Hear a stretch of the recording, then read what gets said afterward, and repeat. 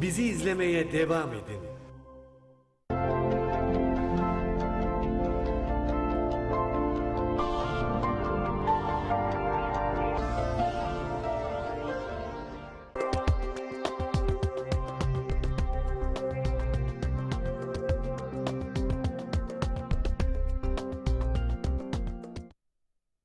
Merhabalar değerli dostlar. Yine bir çarşamba akşamı Ekin TV ekranlarında siz dostların yüreklerine Umuda türküler söylemeye geldik. Yine Umuda yolculuğumuza çıkacak değerli dostum, sanatçı abim, büyüğüm Isparta'dan geldi. Hoş geldi, sefalar getirdi. Merhabalar. Cihan Kılavuz'la Umuda türküler söylemeye devam edeceğiz. Hoş geldin değerli dostum. Merhaba güzel dost, teşekkür ederim. Ne iyi oldu geldin. Sağ olasın. Sizleri görmek güzel. Bundan önce de tabii yine bir ay falan oldu. Beraberdik. Evet. Güzel bir programdı. Tadına doyamadık herhalde. Tabii kaldığımız yerden devam Kaldığımız ediyoruz. yerden devam Eserler edelim. çok bitmez ki. Şimdi Evet. sevgili seyirciler, sevgili dostumun 3 tane albümünü birden yapıyoruz. O kadar güzel eserleri var ki. Sağ olun. Türküleri diyeyim. Hepsi türkü tadında. Onlardan yine böyle sizlerin yüreklerinize göndereceğiz bu türküleri. Eyvallah. İlk eserimiz ne olacak hocam? İlk eserimiz yavaş yavaş dediğim bir beyt var. Onu söyleyelim isterseniz. Sonra Memnuniyetle. yine türkü tadına dönelim. Öyle yapalım. İlk açılışı onunla yapalım. Evet. Yapalım hocam. Hadi. Yüreğin var olsun. Sağ olasın, eyvallah. Tezenen susmasın. Eyvallah, eyvallah güzel dostum.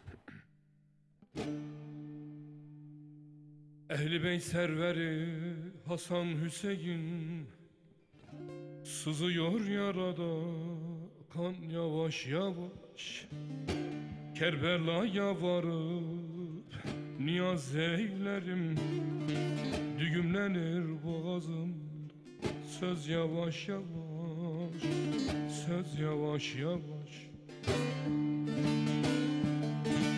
Kerbela'ya varıp niyaz eylerim soğuklarır boğazımda söz yavaş yavaş söz yavaş yavaş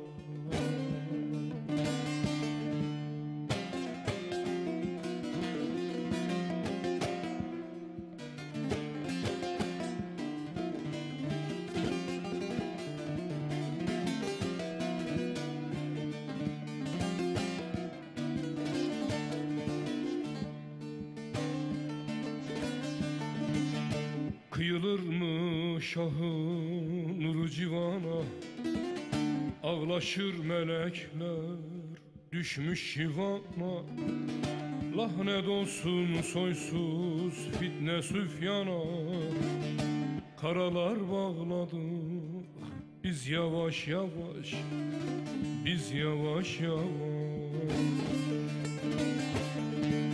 Lahnet olsun soysuz fitne süfyana Karalar bağladık biz yavaş yavaş Biz yavaş yavaş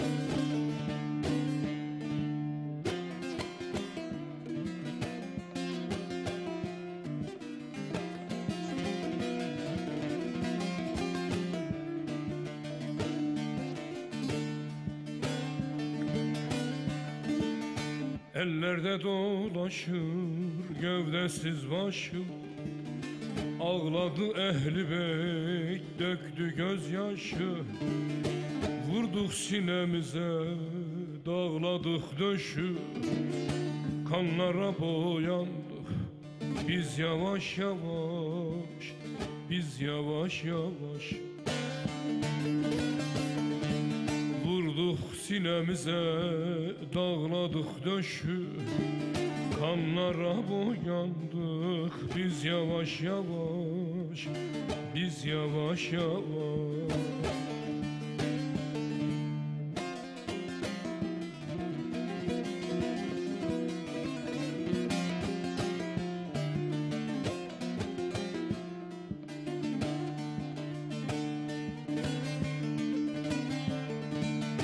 Kılavuz sinesin dağlar o dile Celal Abbas vuruluyor bir tas su diye, Fatma ana dizinde ver Hüseyin diye. Kerbela'da öldük biz yavaş yavaş, biz yavaş yavaş. Fatma ana dizinde ver bir tas su diye, Kerbela'da yandık biz yavaş yavaş, biz yavaş yavaş. Of. Harikaydı. Güzel bir açılış oldu. Eyvallah. Eyvallah, Eyvallah İmanım. üstadım. Sağ olun. Teşekkür ederim. Yani bizim bir konuğumuz daha olacaktı. Sevgili Evet, Dilara evet. Karaca. Maalesef hava şartlarına takıldı değerli dostlar. Uçağı 3 saat rotar yapınca daha yeni inmiş. Artık akşam misafirimiz olacak. Akşam evde yaparız programımızı. O da olur. Buradan selamlar olsun. Yani bu hava şartları bizim dün akşam 12'de elektrik gitti hocam gece. Hala daha elektrik yok bu arada. Ben böyle ne tıraş olabildim ne bir şey, kusura bakmayın. Vallahi benim suçum değil. Yani hava şartlarının suçu, bugün böyle oldu. Sevgili dostlar, buradan Ekin TV ailesine, sevgili Selahattin abiye buradan selamlarımı gönderiyorum. Güzel güzel türküler ona göndereceğiz, bizi izliyormuş. Buradan hürmetlerimizi de gönderiyoruz Selahattin Bayram'a. Sevgili ekibimiz var. Hele Doğukan özellikle Zümrüt Gözümü istiyor. Onu mutlaka okuyacağım. Komutanım zaten bütün türküleri seviyor, var olsun. Ona da göndereceğiz. Rejide değerli dostlarım, fark etmedim sanmayın, Fuat Bahçeci et yazmışsınız. O emeğinizi de görüyorum. Bu netliği, bu kaliteyi de görüyorum. Emekleriniz zayi olmasın. Güzel günler göreceğiz diyeceğiz hep birlikte. Şimdi ben bir eser okusam, söz ve müziği bana ait bir eser. Ne kadar güzel olur. Bakalım, bir not verirsin üstad olarak tabii. Eyvallah. Tabii Ne benim demek ya. daha çok Senin- Senin aslında bak şimdi belki bilmiyorlar ama şimdi Fuat Bahçeci olarak ben bu konuda çok etkin olduğunu ben biliyorum. Yani Eyvallah üstadım. hemen hemen tahminim de 700'ün üzerindeydi değil mi eserlerim evet, vardı. var üstadım. Bunların birçoğu da okunmuş yani böyle 700 eserin belki 500 tane 300'ü okunmuş değil mi? 34'ü okunmuş. Bakın şimdi bu çok aslında önemli ve çok da değerlidir. Yani 336 mı oluyor ki de sen albümde tabii. çıkıyorsun. Çoğalıyor. böyle böyle çoğalıyor. Şimdi sen aslında bizim için çok değerlisin tabii. Eyvallah. Yani bunu bilenler bilir. Üreten insanlar aslında hep değerlidir ama değerleri de öldükten sonra biliniyormuş. Biz seni kaybetmek istemeyiz. Seviyoruz Hocam seni. eğer yani. değerin bilinecekse yarın öleyim. Yok, Yani yok, yok. O Yani devirlerin olsun bilinecek yeter. ama öldükten sonra bilinmez. Şimdiden başlasın bilinmeye yani. Cihan abi gerçekten bizim izleyicilerimiz tam bir türkü dostu. Eyvallah, eyvallah. Hepsi de yürek işçisi. Şairler çok izliyor. Bana şiirler gönderiyor. Şiirleri besteliyorum, burada okuyorum. Buradan şair dostlara da selamlarımızı gönderiyoruz. WhatsApp hattımız var bizim. 0541 483 60 60'tan büyük harflerle mesajlarınızı gönderiyorsunuz efendim. Ben de buradan okuyorum. Hatta mesajlarımız program başlar başlamaz gelmiş, var olsunlar. Biraz sonra o değerli mesajlarınızı da sizlere okuyacağım. Birlikte bu programı yapacağız. Bugün mesajları ben okuyayım veya sen oku. Yok ben birlikte. okuyamam ama ben yaşlı adamım ya. O zaman ben bir eser göndereyim. Söz müziği bana ait bir eser. Berivan. Eyvallah.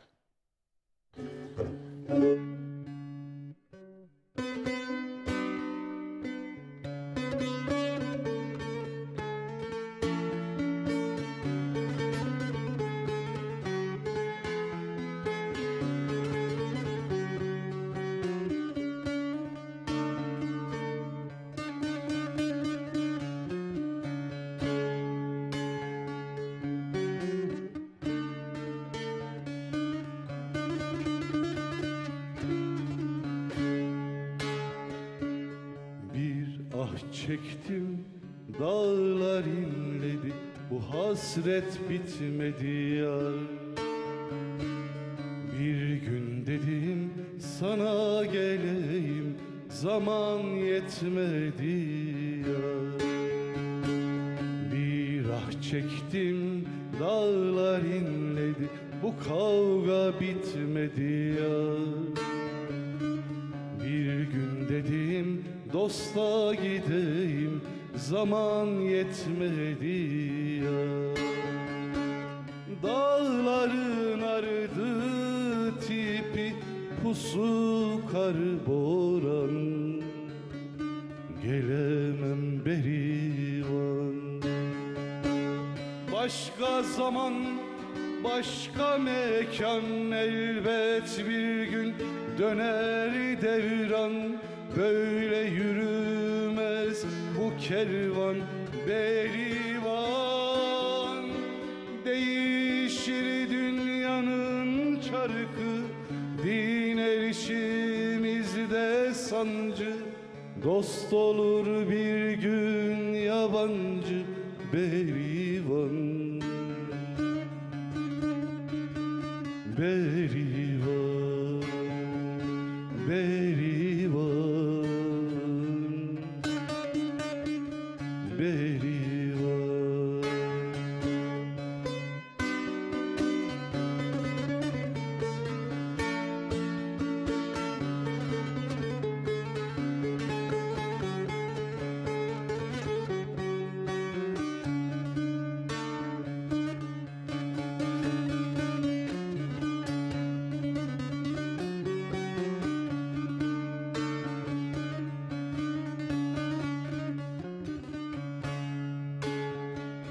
İçimdeki hasretimi bağrıma bastım yar.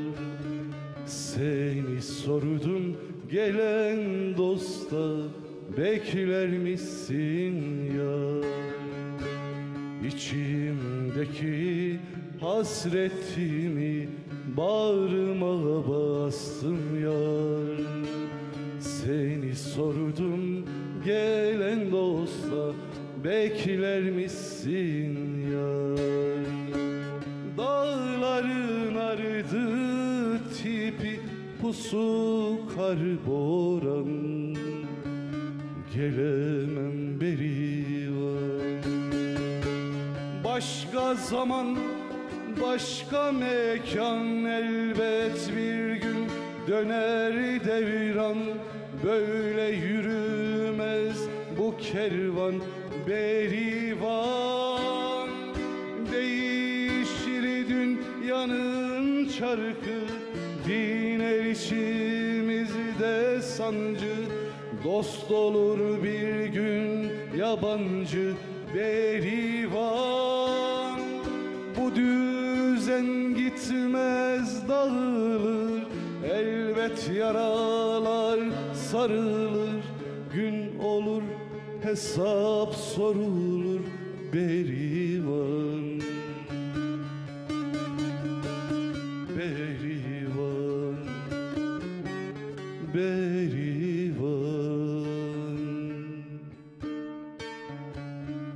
berivan. Yürekten alkışlıyorum. Eyvallah Çok dostum. güzeldi. Bunu da Eline sağlık. Ekin TV ekranlarında ilk kez okudum. Eyvallah, ne güzel. Sözü ve müziği bana ait. Sevgili solist dostlara, sanatçı dostlara buradan. Geçen günü bir eser okudum hocam burada. Yani bir ay önce, 1,5 ay oldu okuyalı. Gerçekten bir sanatçı çok beğendi ve şu anda albümü çıktı, klibi de çekildi. Sanatçı dostlarımız bizi çok izliyor. Buradan selamlar olsun. Ben de Eyvallah. böyle eserlerimi duyurmaya çalışıyorum. Ne kadar güzel. Şimdi işte Eyvallah. bir şeyler yapmak lazım. Yani hani durduğumuz yerde bunlar bilinmiyor aslında, tamam mı? Biraz da sunmak gerekiyor. Zaten sanatçı dediğimiz kişi de üretip ürettiğini de sunmak demektir. Sunabiliyorsan ve o insanlara ulaştırabiliyorsan, o insanların kalbine dokunabiliyorsan mutlaka içinden birisi çıkacak, ben bunu okuyabilirim, okurum deyip o cesareti gösterip okuyabilir. Ben de acizane işte senin 2 eserini okumuştum biliyorsun. Değil mi? O tabii böyle seslendirdik, burada okuduk falan. Tamam. Oldu İşte bitti. mesele Yani. burası zaten. Evet, Yani evet. orada kendine yakın buldun mu çekip alıyorsun içerisinde. Hissettirmek. Ceylan Kaya'yı aldım. Geçen hafta mıydı? Bir önceki hafta. O da benim bir eserim var. Dağları aştım, yolları geçtim, bir tek sana vuruldum. Dedi ben bunu istiyorum. 10 tane daha gönderdim. Yok dedi, ben o programda o şeyi aldım dedi. Ondan başka eseri istemiyorum. O da yarın öbür gün gelecek. Onu da yapacağız. Güzel tarafı işte bizi mutlu Evet. eden, Bizim yüreğimize su serpen bunca acılar içerisinde bizi birazcık böyle sevindiren Nefesinde mi? Sevindiren. detaylar Evet. yaşıyoruz. Eyvallah. Sağ olsun sanatçı dostlar da çok da güzel yorumluyorlar efendim. Onlara buradan bin selam olsun. Aşırı mesajlar gelmeye başladı. Dostlarım küsmesin, biraz okuyayım. Yürekten Ezgiler programına başarılar diliyorum. Sevene sevgi dolu yüreğim var. 200'lü olana ahım var. Ahımı alan sürünür vallahi, eyvah eyvah. Sıradaki türkü sevenlerime gelsin. Bartın, Toki, 3. etaptan İbrahim Güner. Abi sakın bize ah etme. İstediğin türküleri söz söyleyeceğiz. Selamlar, sevgiler olsun. Yani evet. Seni kırmayacağız, var ol. İyi akşamlar. Artvin Şavşat Cevizli Köyü'nden Elfaz Enis, programınız hayırlı olsun. Bir Artvin türküsünü bütün sevenlerine gelsin. Teşekkürler, iyi yayınlar. Geçen akşam diyorum, geçen hafta bütün konuklarım Artvinliydi. Öyle mi? Hep Artvin türküsü Bütün hemşerilerini bir ara toplamışsın. Hemşerilerimi topladım. Çok da güzel program oldu. Hatta izlemişsindir. Profesör Doktor Almina Artvin'de Aynen. aynı zamanda kitap yazmıştı. Oradan selamlar olsun profesörümüze de, doktorumuza da. İyi yayınlar. Sıradaki en güzel türküleriniz canım eşim Nadir Gökoğlu'na ve Ahmet Tunç abisine gelsin. Nadir'im Ekim dedik olmadı. Kasım'da bitiyor. Nasıl olsa sen bir aralık bulur gelirsin yanıma, kurban oldum. Mutlaka gelir. İnanıyorum yani böyle güzel televizyonda da mesajla Nadir'e göndermişsin. Nadir gitmen gerekiyor kesinlikle. Hatta bir yol türküsü bile okuruz. Nadir'e yolda dinler. Selamlar olsun Nadir.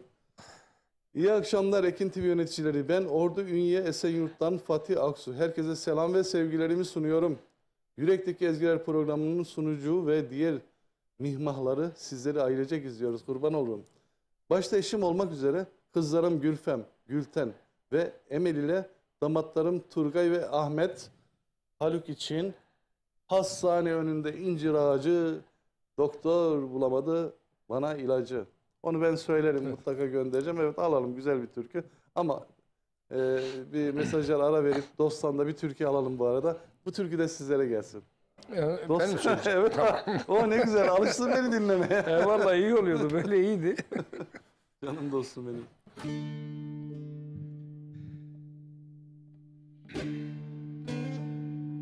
Bölüştüm de gam çileyi bölüştüm. Sefa ona yine gam bana düştü. Seyyah olup şu alemi dolaştım.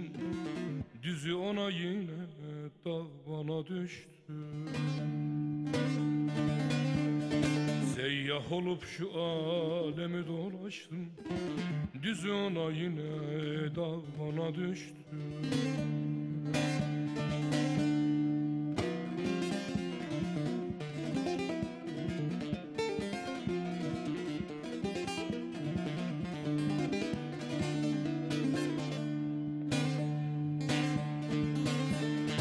Yaşamadım baharını yazını, koklamadım sümbülünü gülünü. Kaybettirdi bulamadım yönünü, sıla ona gurbette bana düştü. Kaybettirdi bulamadım yönümü, sıla ona gurbette bana düştü.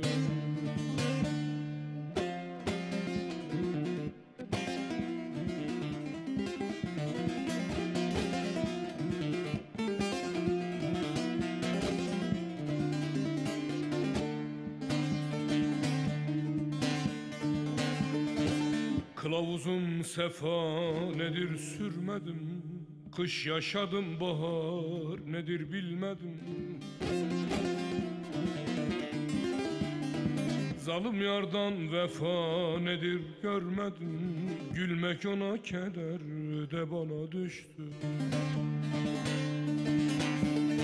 Zalim yardan vefa nedir görmedim. Gülmek ona keder de bana düştü.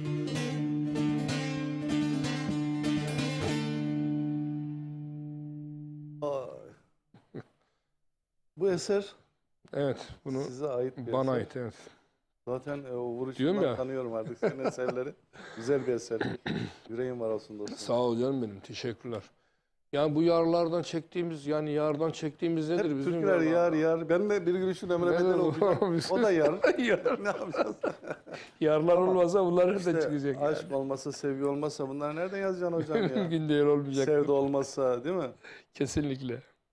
Yüreğin var olsun. Güzel yazıyorsun. Ben Sağ senin olasın, kalemini teşekkür de ederim. beğeniyorum. Mızrabını da beğeniyorum. Eyvallah, Duruşunu, eyvallah. kişiliğini ve yorumunu da beğeniyorum. Eyvallah, eyvallah. Sağ olasın. Hep canım, birlikte teşekkür ederim. Gidiyoruz. Güzel, tabii güzel yollar alacağız. Hep diyorsun en fazla bir 10 yılımız daha var. Bu 10 yılı sanatta geçirdim diyorsun.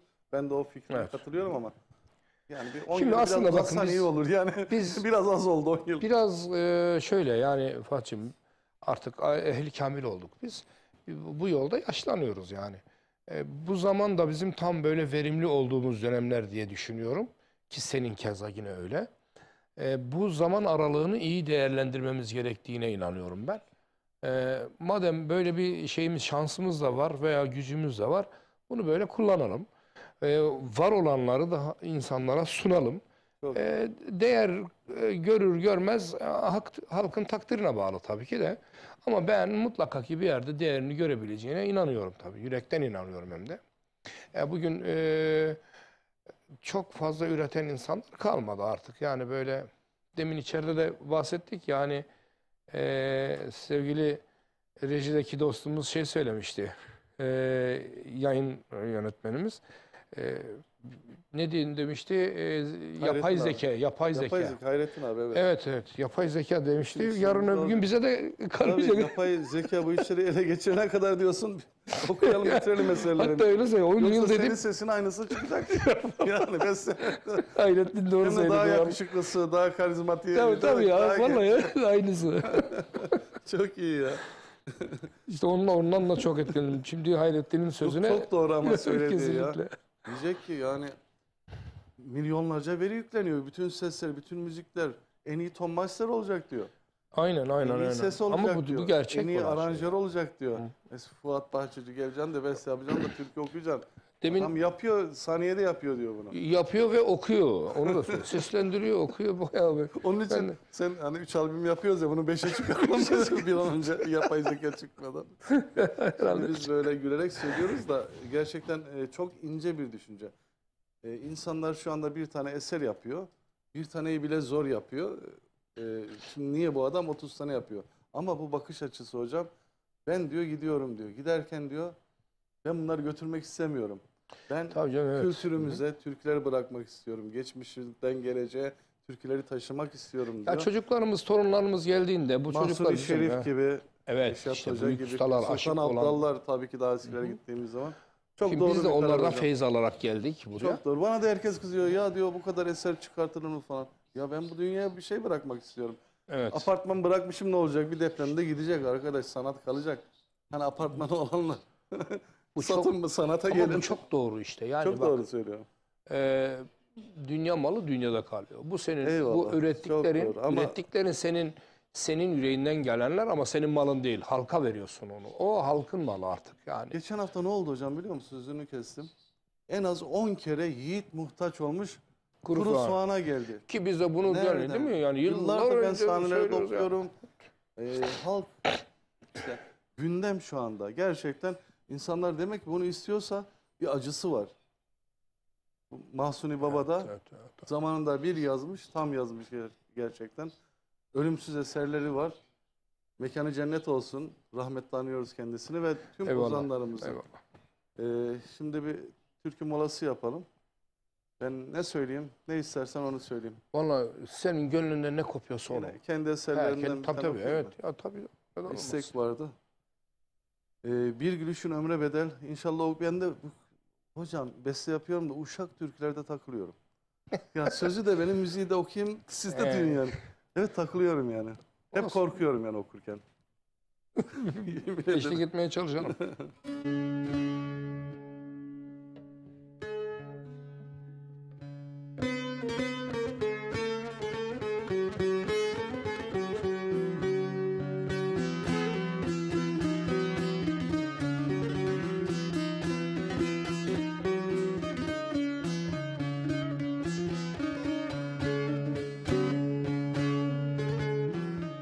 Gel sineme vur hançeri, al canımı yar. Gözyaşlarınla boğuldum, zaten öldüm yar. Gel sineme vur hançeri, al canımı yar. Gözyaşlarınla boğuldum, zaten öldüm yar. Canım sana kurban olsun, yeter ki gül yar. Bir gülüşün ömre bedel, gül de öyle vur yar. Bir gülüşün ömre bedel, gül de öyle vur yar. Bu can sana kurban olsun, yeter ki gül yar. Bir gülüşün ömre bedel, gül de öyle vur yar. Bir gülüşün ömre bedel, gül de öyle vur yar.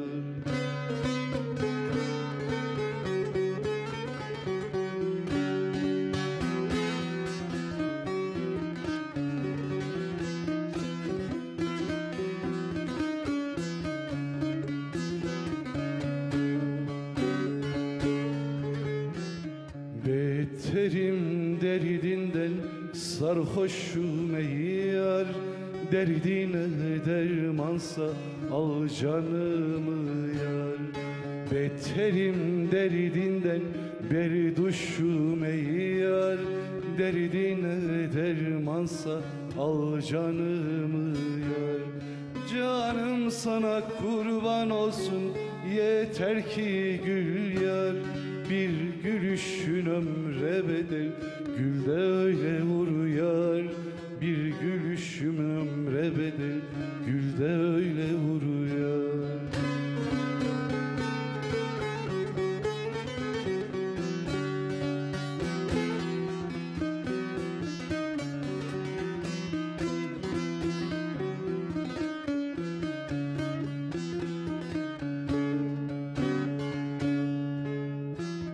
Küsmüşüm feleğe, dargınım ey yar. Derdine dermansa al canımı yar. Küsmüşüm kadere, dargınım ey yar. Seninle bir ömür çok mudur ki yar. Canım sana kurban olsun, yeter ki gül yar. Bir gülüşün ömre bedel, gül de öyle vur yar. Bir gülüşün ömre bedel, gül de öyle vur yar. Bu can sana kurban olsun, yeter ki gül yar. Bir gülüşün ömre bedel, gül de öyle vur yar. Bir gülüşün ömre bedel, gül de öyle vur yar. Vallahi bu Eyvallah türküyü İmamım, söyledim. çok Bu sefer güzel. oldu herhalde. Vallahi çok hoştu. Bir gülüşün ömre bedeli geçen hafta isteyen dostlara gelmiş oldu. Birçok mesajımız var, onları da okuyacağız. Ama değerli dostum, arada bir türkü alalım. Ondan sonra türküden sonra dostların mesajlarını okuyalım. İçinden Oğlum, ne geliyorsa. Ben mi okuyayım? Tamam. Sırayla yapıyoruz böyle hocam. İçinden ne geliyorsa. He, bir sen bir ben oluyor değil mi? Tamam o zaman. Biraz sonra Hassani İncir Ağacı'nı okuyacağım efendim. Evet, mesajı da gördüm bu arada. Kesinlikle okuyacağım, göndereceğim dostlara. Hemen söyleyelim babacığım. Sanma ki unuttum yaptıklarını, neşter yarasıdır, unutulur mu? Sinemde açtığın derin yaralar, silinir mi sandın? Dil yarasıdır, dil yarasıdır. Mecnun olup çöle düştüm ağladım. Fırat nehri olup coşup çağladım. Sen gülerken ben karalar bağladım. Silinir mi sandım?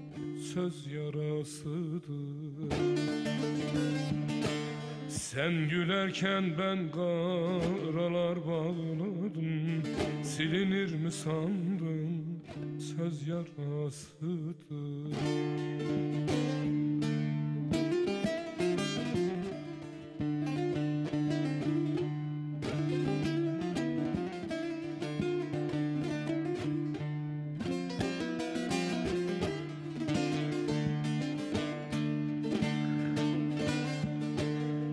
Kılavuz aşkıyla yanıp sönesin.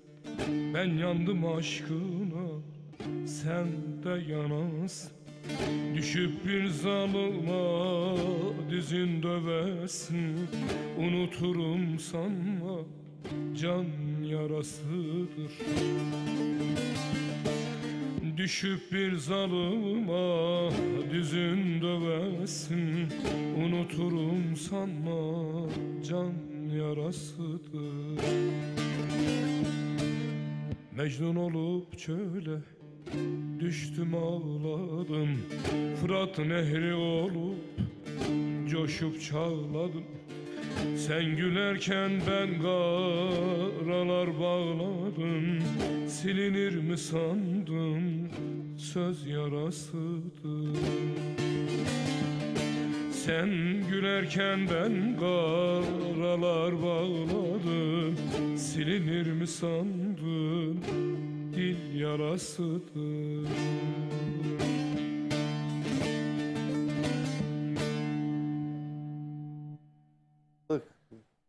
Harika bir eser. Eyvallah. Yine sana ait bir eser bu. Evet.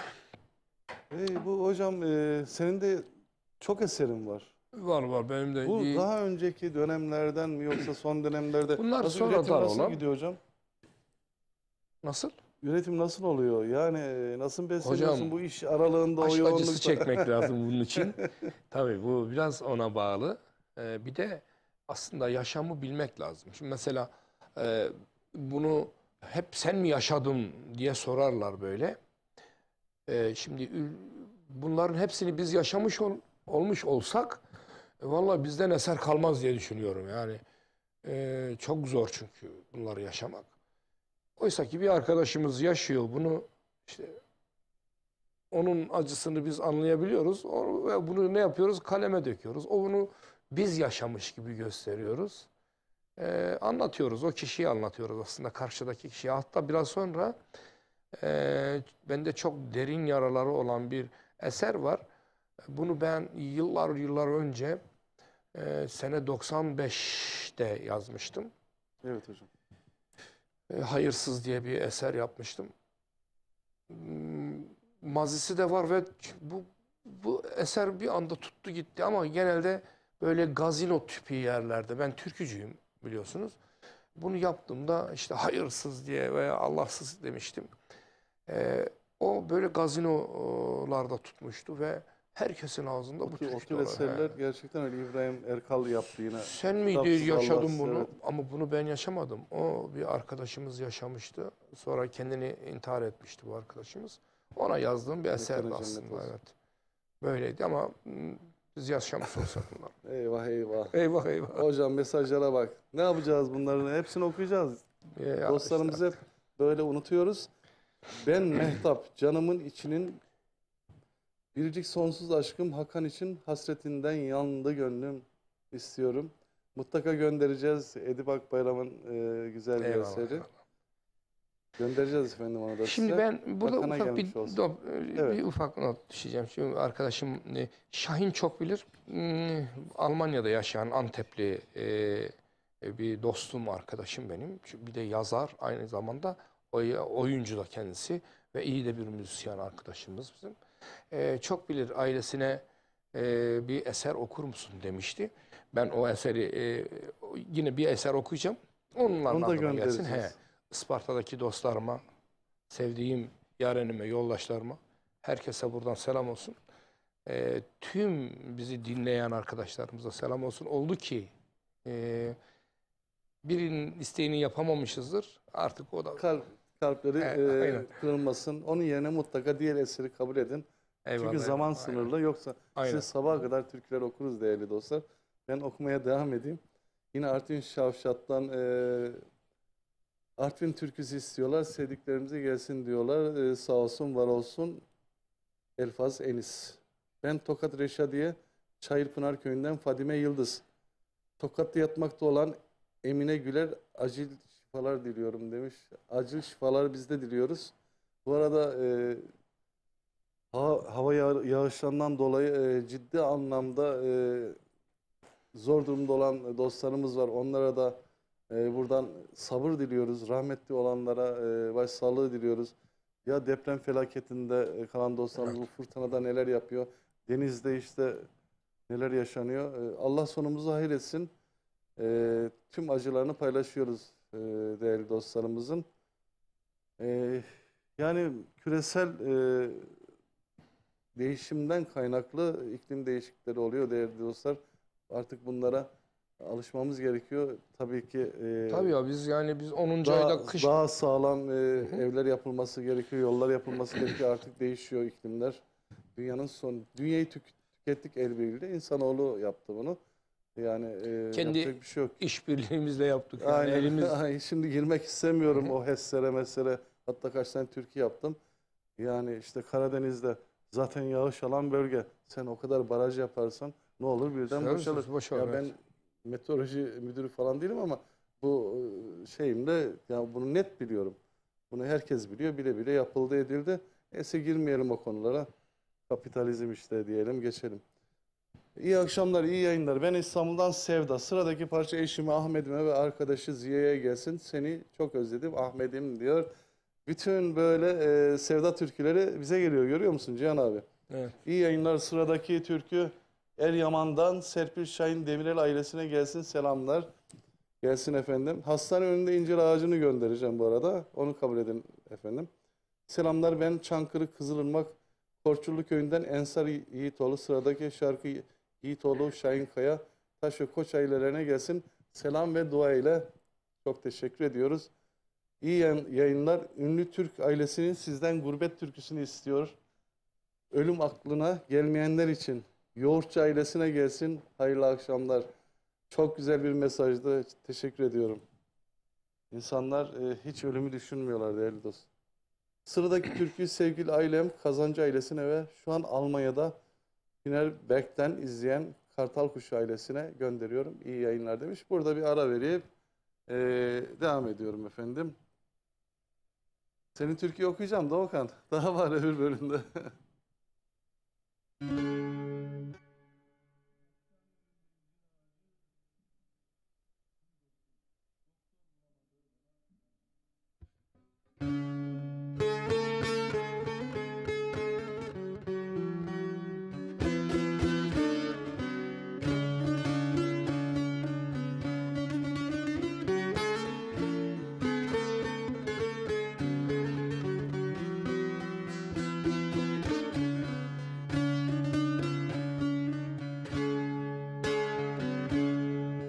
Hastane önünde incir ağacı, annem ağacı. Doktor bulamadı bana ilacı, annem ilacı. Doktor bulamadı bana ilacı, annem ilacı. Baş tabip geliyor zehirden acı, annem vay acı. Garip kaldım yüreğime dert oldu, annem dert oldu. Ellerin vatanı bana yurt oldu, annem yurt oldu.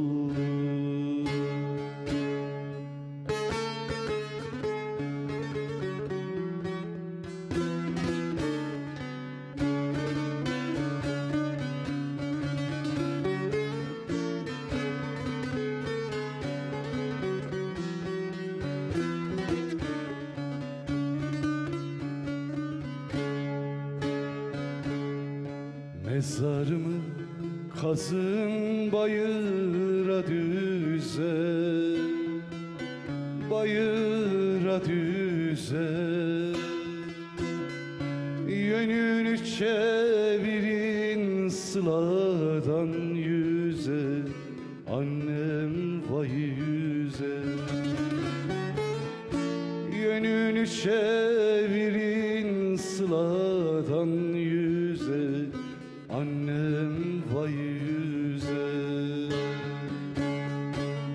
Benden selam edin sevdiğinize,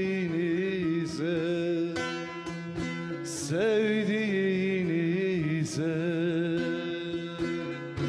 Başına koysun karalar, bağlasın annem, bağlasın. Gurbet elde kaldım diye ağlasın annem, ağlasın. Gurbet elde kaldım diye ağlasın annem, ağlasın. Ay, ne güzel türkülerimiz var değil mi? Yüreğine Alıp sağlık götürüyor, kardeşim. eyvallah. Anlamı da var tabii, biz bunu biliyoruz. Eser Çekoğlu. Kürdü ve Niyavent Buseli'ye geçtiği için çok rahat okuyorum türkü. Ama uşak olduğumu korkuyorum. Evet dostum, birkaç mesaj okuyalım, sohbetimizi yapalım. Senden bir türkü alalım. Hı hı. Güzel bir türkü. İyi yayınlar, yürekteki ezgiler. Başarılar diyorum. Sıradaki türküyü Bahçeci ailesine ve Ekin TV yöneticilerine, oğlum Fuat'a, konuğuna armağan ediyorum. Annem, Ay. annemin ismini biliyor musun? Yok, biliyorum. Annem Pumpul Bahçeci. Pumpul. Pumpul. Çok güzel ama. Gerçekten annem ya. Seni ünlü yapacağım ha. Herkes konuk diyor. Pumpul, Pumpul. Benim annem Pumpul Bahçeci. Sıradaki türküyü mutlaka göndereceğim anneciğime. İyi Saygılar akşamlar, sunuyorum, abime ellerinden gelsin. öpüyoruz. Özgür Kuzey'e gelsin. Gelsin değerli dostu. İyi yayınlar, huzurlu akşamlar. Ben şair Leyla. Merhaba Leyla hocam. Leyla. Muhabbetiniz şen olsun. Teşekkürler efendim. Erenler. Leyla abla Çok güzel bir selam eseri var, söylüyoruz. unutur muyum? Çok güzel bir eserini bestelemiştin, okumuştun. Doğru Evet, mu aynen, hatırlıyorum? aynen. O Leyla Hafızam ablamız. iyidir Ha. abi. Bak 1,5 ay olmuş. Huzurlu akşamlar. Ben Yozgat Fehimli köyünden hayırlı yayınlar diliyorum. Sıradaki şarkıyı babam Şükrü Yıldız'a armağan eder misiniz? Evet, sıradaki parçayı babanızla da armağan ediyorum. Tüm dostlara armağan ediyorum. Cihan Kılavuz hocamız okuyor. Ne gelsin hocam? Ya ben armağan ettik ama şu benim eseri, hani demin söylediğim Evet, bir... onu okuyalım. Onu gönder. Olur değil mi? Evet. Hadi bakalım.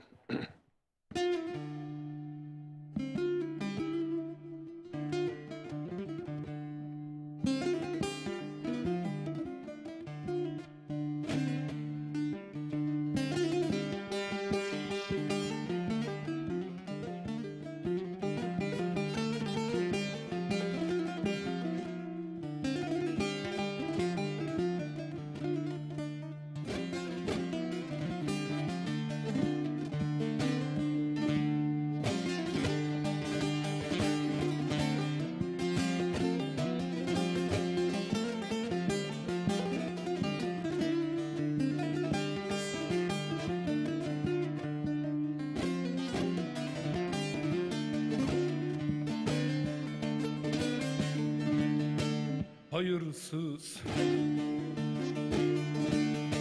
adını kalbimden sildim, vicdansız. Sevgini gönlümden attım, insafsız. Beni böyle ortada koydun gittin. Hangi yüzle geri döndün hayırsız? Hangi yüzle geri döndün Allahsız? Söyle, var mı senin gibi hayırsız? Bırakıp gitmiştin hain zamansız. Ortada koymuştun şehsiz gümansız. Hangi yüzle geri döndün kitapsız? Ortada koymuştun sensiz kimsesiz. Hangi yüzle geri döndün vicdansız? Hangi yüzle geri döndün kitapsız? Be Allahsız, be insafsız.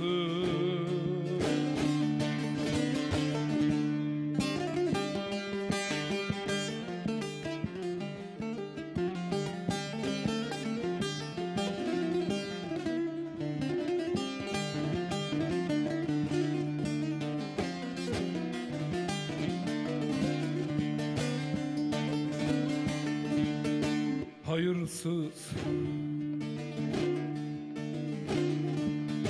Diz çöküp önünde secdeye dursam, af dileyip benden medet dilesem, kuru yaprak gibi sararıp solsam, affetmem yine de seni vicdansız. Affetmem yine de seni insafsız. Söyle var mı senin gibi hayırsız? Bırakıp gitmiştin hain zamansız. Ortada koymuştun sensiz kimsesiz. Hangi yüze geri döndün kitapsız ve insafsız? Ortada koymuştun şehsiz gümansız. Hangi yüze geri döndün vicdansız? Hangi yüze geri döndün kitapsız ve Allahsız ve insafsız ve vicdansız? Vay, harika abi. Yüreğine sağlık. Güzel bir eser.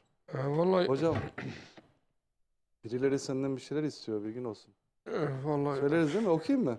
Merhabalar, buradan Sivas'taki can yoldaşım, kardeşim Tamer'e sevgilerle uzun ince bir yoldayım. Yürekli ezgelere sazın her teliyle dokunan, sesi güzel, yüreği güzel insan Cihan Kılavuz'a sıradaki parça dostlara gelsin. İyi yayınlar diliyorum demiş Tamer Bey. eyvallah. Tamer'e gönderiyormuş pardon ama Tamer. ismini yazmayı unutmuş. Olsun, olsun. Olsun. Buradan Tamer'e Tabii, selam biz söyleyelim. Tamer'e bizler de. selamlar. Çok güzel İnşallah mesajlar var. okuyacağız. Olsun. Ben Çorlu'dan Hakkı Temiz sıradaki eseri istiyor. Eyvallah kardeşim. Bir mesaj daha okuyayım ki bunlar. Geçen hafta da o kadar çok dostu kırdık ki. Benim mesajımı neden okumadın? Vallahi konuklar da çoktu. Mesajları hiç okuyamadık.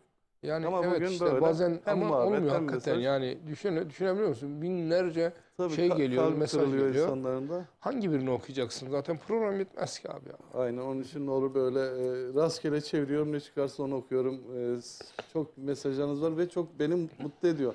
Yani okumuyor diye de sakın göndermemezlik yapmayın değil mi dostum? Bir de o var işte insanoğlu nankör yani hem ağlıyorsun çok geliyor diye hem de az gelince de niye göndermediniz diyorsun. Bir mesaj da okuyorum. Merhabalar, ağzına sağlık. Çok güzel bir program severek izliyoruz. Ben Antalya'dan Mehmet Hayat, dostum Ahmet Çelik için Neşet Ertaş'tan Yalan Dünya türküsünü söylerseniz çok sevinirim. İyi yayınlar diliyorum. Selamlar olsun. Eyvallah kardeşim. İyi akşamlar. İzmir Bornova'dan Ahmet eşim Özge için Anam ineğini daşa bağlasın türküsünü istiyorum. İyi yanlar. O yok bende maalesef. Ama başka güzel bir türkü göndeririz.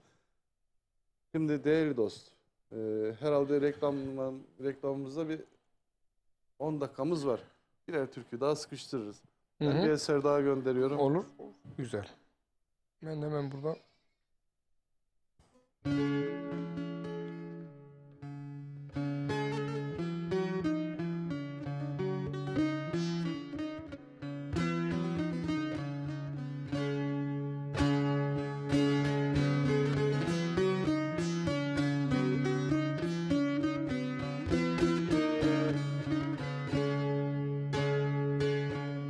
Tozlu yollarını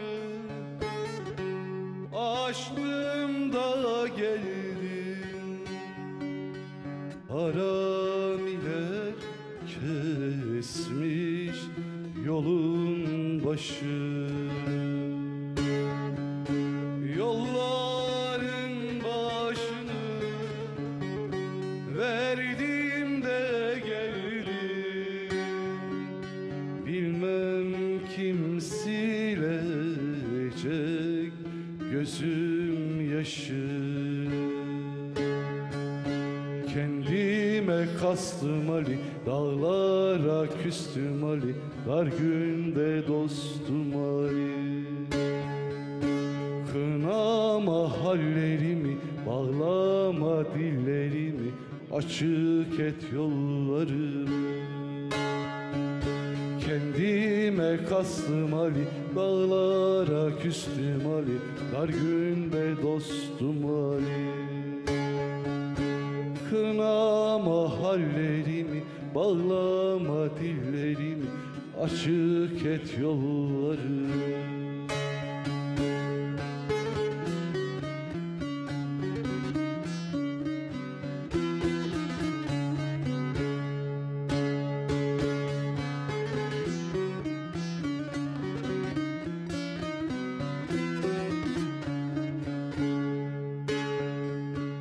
Zalımın elinde kapına geldim, dar günü içinde bunaldım kaldım. Yetiş ya erenler, canımdan oldum, bilmem kim saracak yaraları. Kendime kastım Ali, dağlara küstüm Ali, dar günde dostum Ali. Kınama hallerimi, bağlama dillerimi, açık et yolları.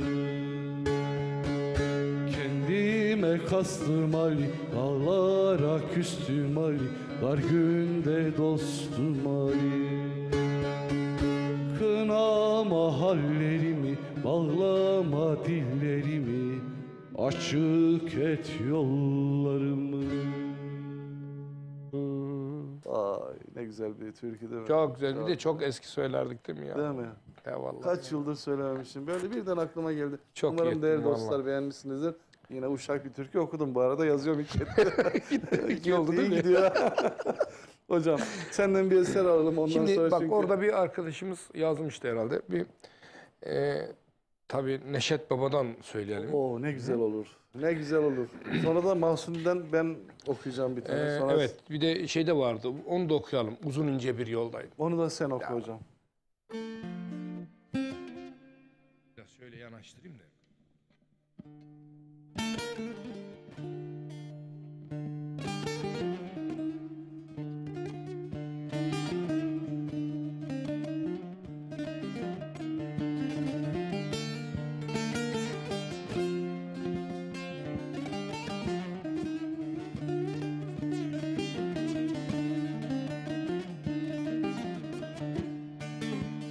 Hep sen mi ağladın, hep sen mi yandın? Ben de gülemedim yalan dünyada. Sen beni gönlünce mutlu mu sandın? Ömrümü boş yere çalan dünyada. Ah yalan dünyada, yalan dünyada, yalandan yüzüme gülen dünyada.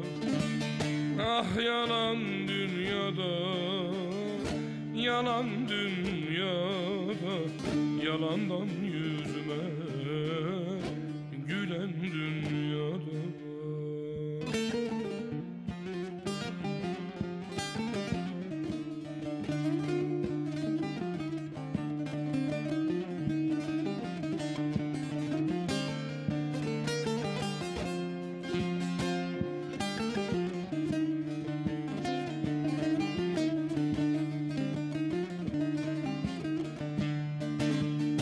Sen ağladın canım, ben ise yandım. Dünyayı gönlümce olacak sandım.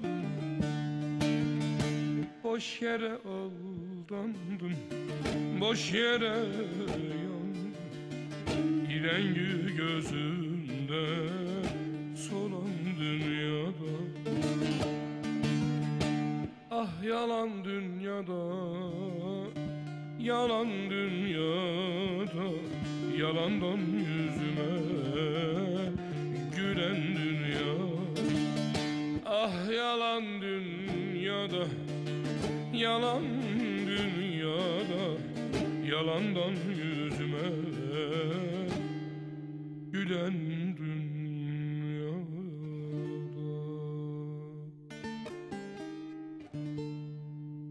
Ay kurban olurum. Resmini de verdi. Rejim ya, teşekkür ederim, harika çalışıyorsunuz. Koyma lütfen. Yani ne biçim konuştum. Kurban oldum. Uzun ince bir yoldayım da reklama gireceğiz. Evet dostlar, o isteği de alalım. Uzun ince bir yoldayım. Ondan sonra reklamlar. Ama ayrılmıyoruz. Çayımızı içiyoruz. Yudumlarımızı çekiyoruz. O zamana kadar da biz geliyoruz. Hemen Biz şurayı de bir kahve içeriz bu arada. şöyle Uzun yapalım. ince bir yoldayım. Gidiyorum gündüz gece. Bilmiyorum ne haldeyim. Aşık Veysel Üstad ya. Zamanın 1930'lar 40'lar hocam, neler yazmış adam. Değil mi? Neler Yani bırakmış bize. İşte Yok böyle bir yürek. aşık dediğimiz kişilerden Yok böyle bir şey. yani ya. hiç Böyle düşünür ya. Filozof gibi. ulaşılabilir birisi Filozof değil. yani, sadece ozan değil, aynı zamanda Aşık Veysel'i bir filozof değerli dostlar. Uzun ince bir yoldayım, gidiyorum gündüz gece. Bilmiyorum ne haldayım, gidiyorum gündüz gece. Gündüz gece, gündüz gece, gündüz gece. Bilmiyorum ne haldayım, gidiyorum gündüz gece, gündüz gece, gündüz gece, gündüz gece.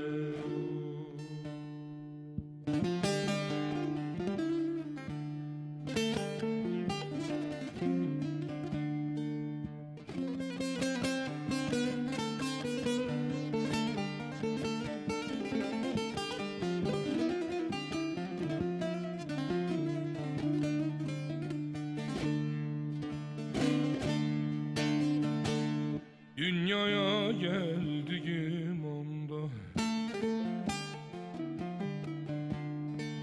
yürüdüm aynı zamanda.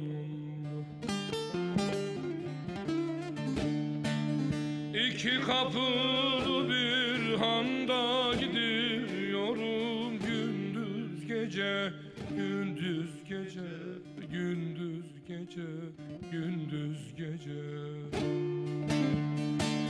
İki kapılı bir handa gidiyorum gündüz gece, gündüz gece, gündüz gece, gündüz gece.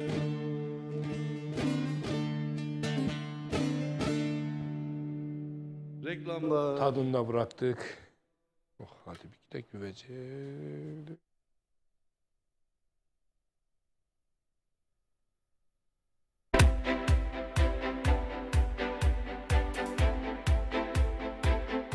Sevgili izleyenler, herkese merhabalar. Şu anda bizler Ekin Gayrimenkul olarak Lüleburgaz Çiftlikköy'deyiz. Çiftlikköy'de çok güzel bir projeye imza attık. Bu bölgede 3 ayrı etapımız var. Şu anda 1. etap üzerindeyiz. Gerçekten havası güzel, oksijeni bol. Ben de köy hayatını özledim diyenler varsa aranızda ve yatırım yapmak istiyorum diyenler varsa 1. etapta yerinizi almakta geç kalmayın. 300 metrekare parsellerimiz 329.000 TL yerine 289.000 TL. Evet, yanlış duymadınız. 329.000 TL yerine 289.000 TL'ye buradan bir parsel sahibi olabilirsiniz. 1. etapımızda toplam 50 parsel var. Elinizi çabuk tutun. Hafta içi hafta sonu servislerimiz mevcut. Ekran altında numaramız var. Bir de ben söylemek istiyorum. 0212 486 39 0. 0212 486 39 0. Kısmi vade seçeneğimiz var. Takas seçeneğimiz var. Arazimiz hemen asfalta cephe. Kadastro yolu var. Evet, gördünüz zaten. Görüntüleri de görüyorsunuz. Hemen arkamızda bungalov ev var. İşte burada şu anda yaşayan var. Hafta sonları geliyor, pikniğini yapıyor ailecek. Gerçekten konum olarak güzel bir bölgede. Bulunduğumuz yerde elektrik yakın ve yine Seyitler tren istasyonu var yürüme mesafesinde. Bu da çok önemli bir ayrıntı. Yani ileride burası faaliyete geçtiği zaman Küçükçekmece'den çıkıyorsunuz hızlı trenle, yarım saatte arazinize kadar geliyorsunuz ve yürüme olarak da maksimum 5 dakika, 1 kilometre bile yok. Tren istasyonu durağına, bu durakta oradan Babaeski'ye, daha önce satmış olduğumuz yerlere kadar gidebiliyorsunuz. Evet, 300 metrekare parsellerimiz 329.000 TL yerine 289.000 TL. 0212 486 39 00 0212 486 39 00. Lüleburgaz'ı benim anlatmama gerek yok. Lüleburgaz'ı herkes biliyor. Biliyorsunuz Kırklareli'nin en büyük ilçelerinden birisi, organize sanayi bölgesiyle. Binlerce çalışan var sanayi bölgesinde. Yüzlerce fabrika var. Bu bölgeden yer aldığınız zaman kazanmama şansınız yok. Biz bu zamana kadar yapmış olduğumuz projelerde 1'e 2, 1'e 3, 1'e 5 kazananları biliyoruz. Evet, bütün projelerimiz kazançlı alışveriş. O yüzden sizler de Lüleburgaz Çiftlikköy'den gelin bir parsel sahibi olun. 300 metrekare parsellerimiz, ana asfalta cephe, dümdüz bir yer, yeşil bir alan.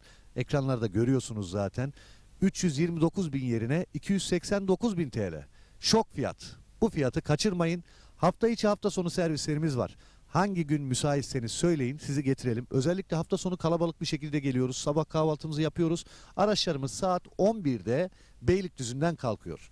Beylikdüzü'nden hep birlikte geliyoruz. Arazimizde sunumumuzu yapıyoruz. Arzu edenler beğeniyor. Tapunuzu hemen alıyorsunuz. Önce tapunuzu alıyorsunuz, sonra ödemenizi yapıyorsunuz. Evet, görüyorsunuz ne kadar güzel. Hobi bahçesi yapmış. Ekranda gördüğünüz yerleşimin hemen yanında, tren istasyonuna çok yakın konumda olması bir artıdır. Lüleburgaz'a da 15 dakika mesafede araçla. Lüleburgaz gerçekten çok büyük bir sanayi kenti, organize sanayi bölgesi. Bu bölgeler, işte denize yakın bölgeler, nüfusun arttığı bölgeler ve sanayiye yakın olan bölgelerden arazi, toprak sahibi olduğunuz zaman mutlak kazanıyorsunuz. Minimum 1'e 2 diyebilirim. Yani seneye burası şu anda 289.000 liraya zaten indirimli alıyorsunuz. Bakın 40.000 TL bir indirim var. Seneye belki burası işte 600.000 lira olacak. O yüzden bu fırsatı iyi değerlendirin diyorum. 300 metrekare. Arzu edenler vardır, ben 600 metrekare alacağım diyordur. Alabilirsiniz. Yeri görmeden karar vermeyin. Gördüğünüz zaman zaten anlattığımızı göreceksiniz. Burada Çiftlikköy bölgesinde 3 etapımız var. Şu anda 1. etapta satışımız başladı. 1. etapta benim bulunduğum yer. Evet, kadastro yolunun şu anda ben üzerindeyim. Arkamda bungalov ev var. Hobi bahçesi yapılmış, etrafı çevrilmiş. Sizler de aynı şekilde yapabilirsiniz. Yine drone çekimlerimizde görüyorsunuz işte. Yine hobi bahçeleri var, evler var, binalar var. İnsanlar burada bir yaşam sürüyor. Yaşam merkezinin hemen yanı başında ve özellikle söylüyorum, burası çok önemli. Tren istasyonuna yürüme mesafesinde ve bu fırsatı da değerlendirin derim. Ekin Gayrimenkul olarak bu zamana kadar hep kazandırdık. Bundan sonra da kazandırmaya devam edeceğiz. Etap 1. 0212 486 39 00 329.000 TL yerine kısa süreliğine 289.000 TL. Çağrı atmanız yeterli. Hemen tapunuzu alıyorsunuz. Bundan kolayı yok. Evet, dediğim gibi belki yetişmeyebilir paranız. Kısmi vade seçeneğimiz var. Takas imkanımız var. Evet, 300 metrekareden başlıyor. 600 alabilirsiniz. Bir dönüme yakın alabilirsiniz. Artık hem bütçenize hem zevkinize göre. Yer çok güzel. Dümdüz bir alan. Ana asfalta cephe. Hızlı tren istasyonuna yürüme mesafesinde. Kadastro yolunun yanında. Yerleşime yakın. Lüleburgaz Sanayi Bölgesi ve Çiftlikköy'ünün içinde 1. etap. 329.000 TL yerine 289.000 TL kısa süreliğine. Bu fırsatı değerlendirin. Numaramızı tekrar ediyorum. 0212 486 39 00. Çağrı atmanız yeterli. 0212 486 39 00.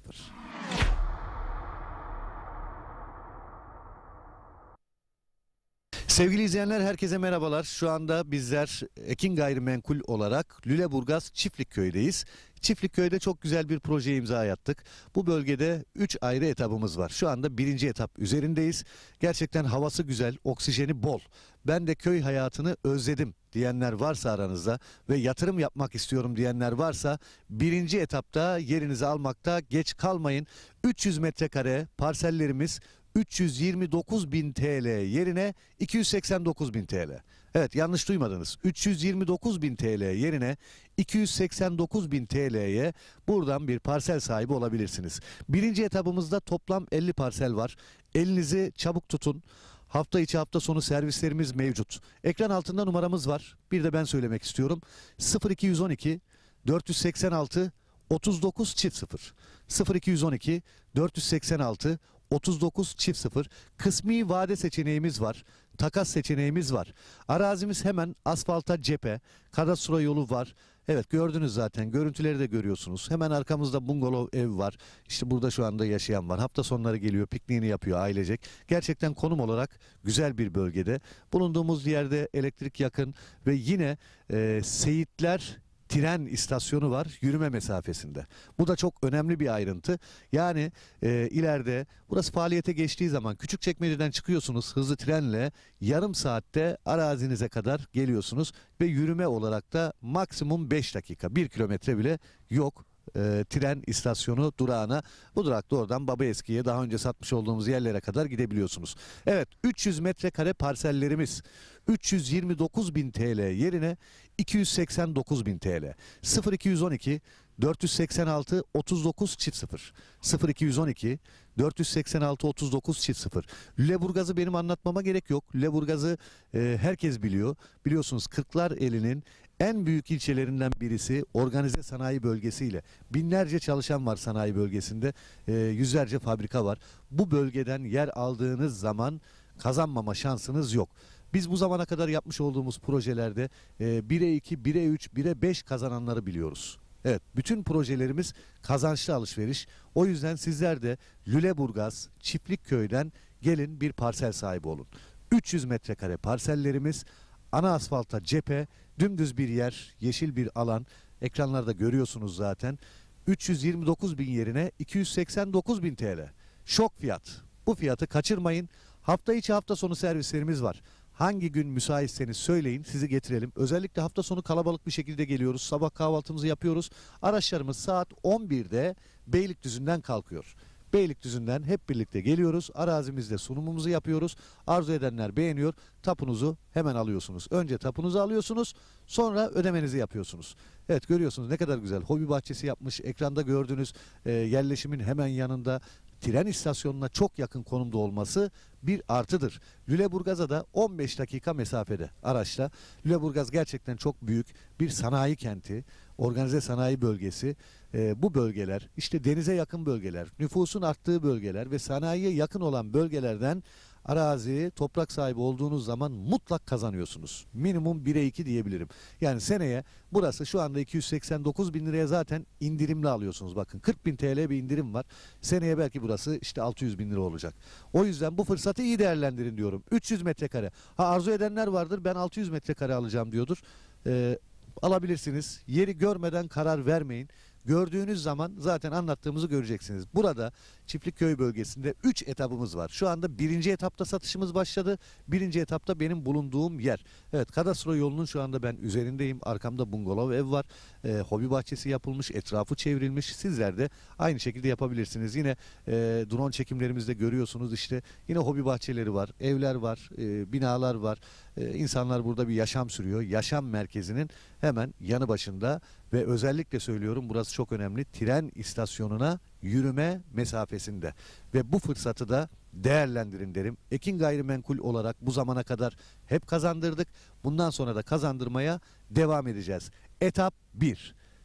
0212 486 39 0 329.000 TL yerine kısa süreliğine 289.000 TL. Çağrı atmanız yeterli. Hemen tapunuzu alıyorsunuz. Bundan kolayı yok. Evet, dediğim gibi belki yetişmeyebilir paranız. Kısmi vade seçeneğimiz var.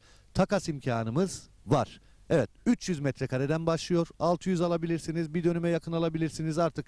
Hem bütçenize hem zevkinize göre. Yer çok güzel, dümdüz bir alan. Ana asfalta cephe, hızlı tren istasyonuna yürüme mesafesinde, kadastro yolunun yanında, yerleşime yakın Lüleburgaz Sanayi Bölgesi ve Çiftlik Köyü'nün içinde birinci etap.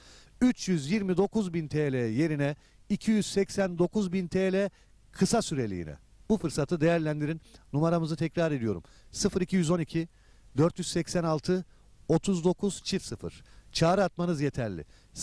0212 486 39 0.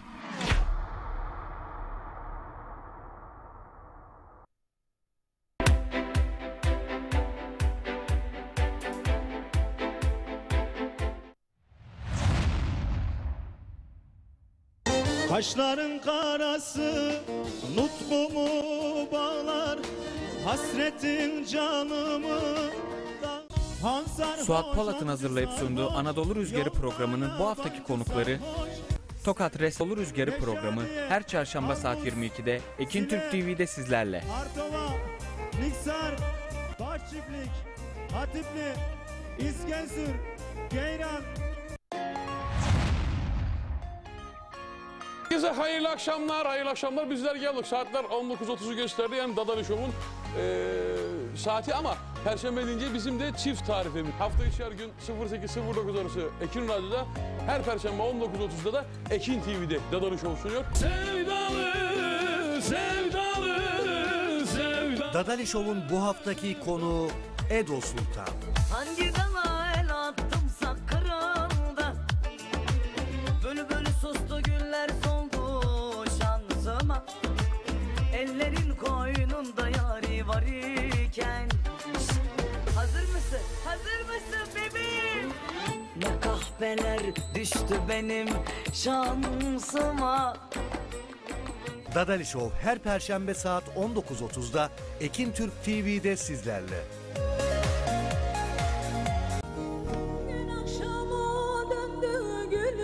Yeni sezonda Mehtap Koç rüzgarı esmeye devam ediyor. Kalbim kapışır olur le. Kainatın aynası yanmadım ki ben bir insanım.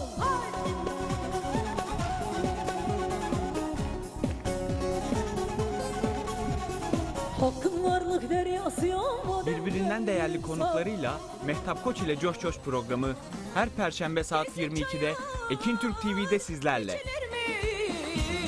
Solar soğuk içilir mi? Bu keyifli programı sakın kaçırmayın.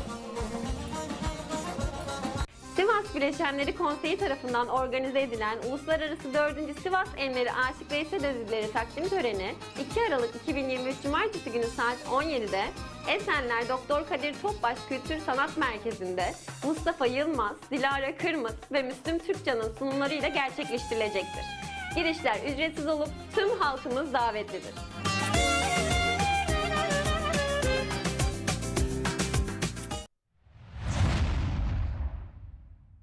Yeşil başlı güven ördek, Görmeyince sezilmiyor mihriban.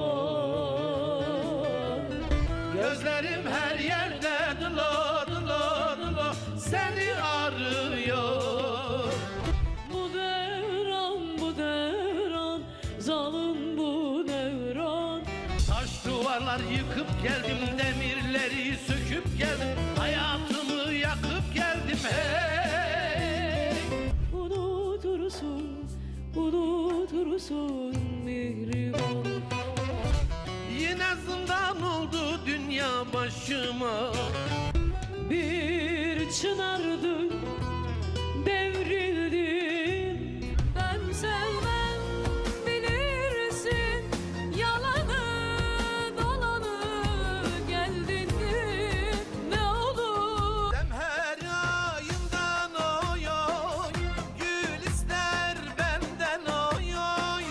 Özlem İlgen ve Orhan Narinç'in hazırlayıp sunduğu Özlem Dolu Ezgiler programı her salı 19.30'da Ekin Türk TV'de sizlerle.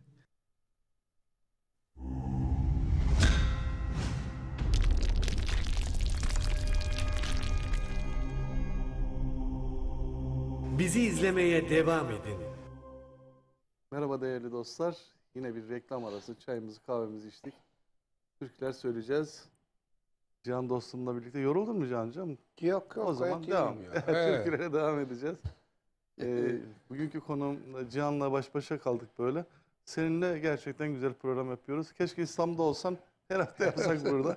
Keyif de alıyorum biliyor musun? Evet ya ben tabii Isparta'dan geliyorum. Öyle sık gelemiyorum tabii buraya. Birkaç arkadaşlarımız yine vardı böyle. Yok, hani- yani bir ay sonra geleceksin ama. Evet mecburi geleceğim. Okumalara Tabii geleceğim. okumalara geleceğim. Yeni albümün yani Hem tanıtımını da yapmış oluruz İnşallah, albümünde. inşallah Tabii ki, olacak. tabii ki. O zamana kadar çıkmış olur. Sonra Olur. kliplerimiz var. Kliplerimiz dönecek. Ya çok işimiz var Can Hoca. Sen Çok bence işimiz var ya. 6 ay falan her ay geleceksin ya. Öyle çok gözüküyor. işimiz var. Evet, canım Sanırım dostum. oradaki dükkanı satmam gerekecek bir tanesini. Yoksa çok yorulacağım gibi geliyor. Eyvah eyvah. Çok güzel mesajlarımız var. Onları biraz sonra okuyacağım ama eğer böyle bize bir türküyle başlarsan, güzel bir türküyle merhaba diyelim sevgili dostlara. Ekranları yeni açmıştır belki değerli dostlar. Cihan Kılavuz benim çok değerli dostum. Çok sağlam eserleri var. Hep birlikte efendim türküler dinleyeceğiz.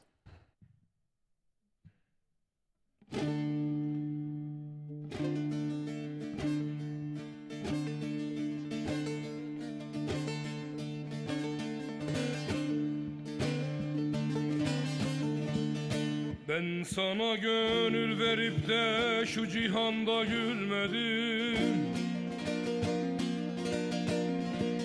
Geçti ömrüm mihnetiyle bir gününü görmedim. Sürmedim yar yar yar. Hep cefayla geçti ömrüm, bir tek günün görmedim. Sürmedim dost dost dost. Beddua bilmem güzel Mevla'ya saldım ben seni. Beddua bilmem güzel Mevla'ya saldım ben seni.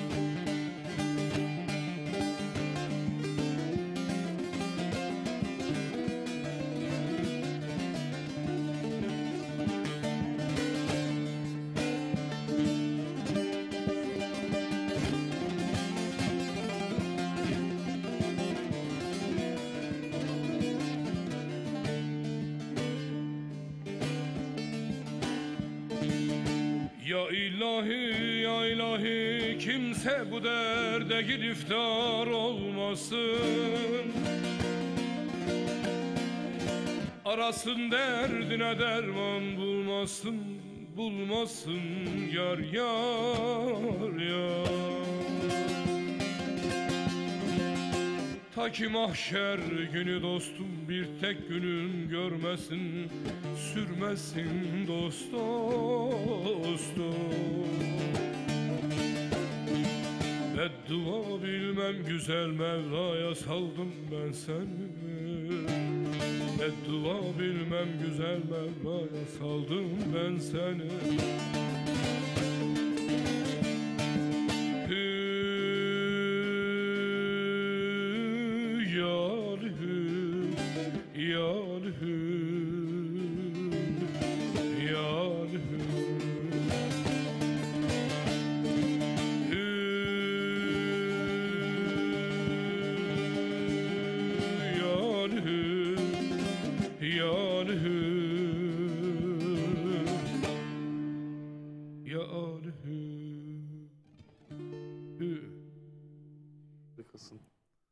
Yüreğin var olsun.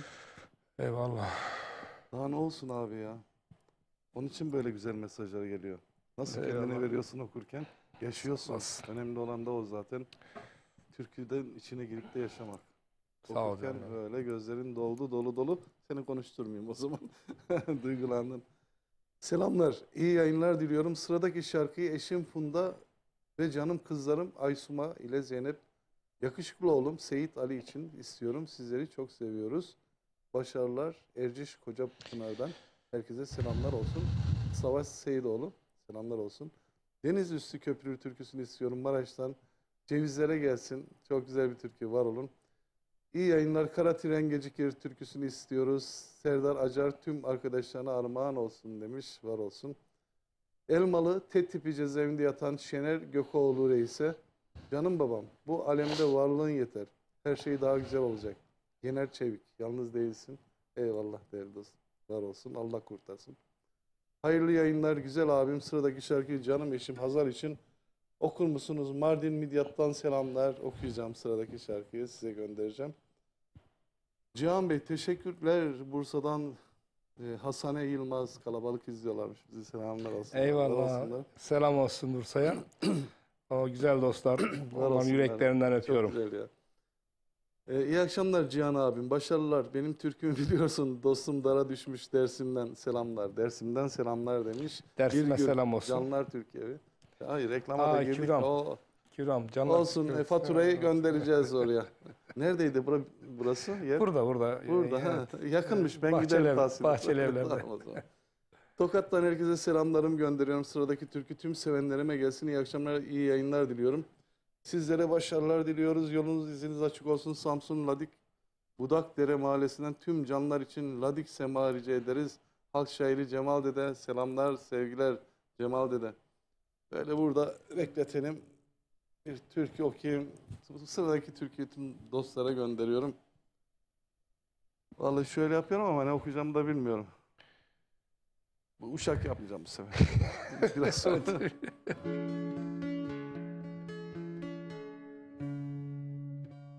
Dardayım bugün, zordayım gülüm.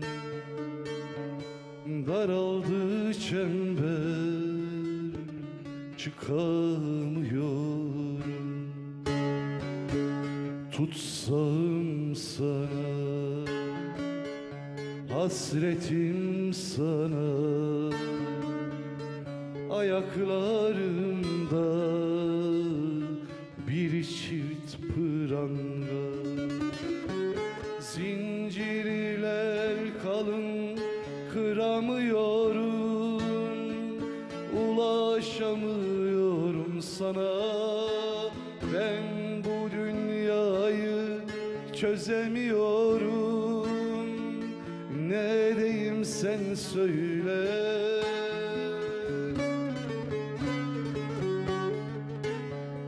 Sen hayatımda fırtına, ben penceremde serçe. Yal içeri yaşat beni ya da savur boşluğa. Sen hayatımda fırtına, ben penceremde serçe. Yal içeri yaşat beni ya da savur boşluğa.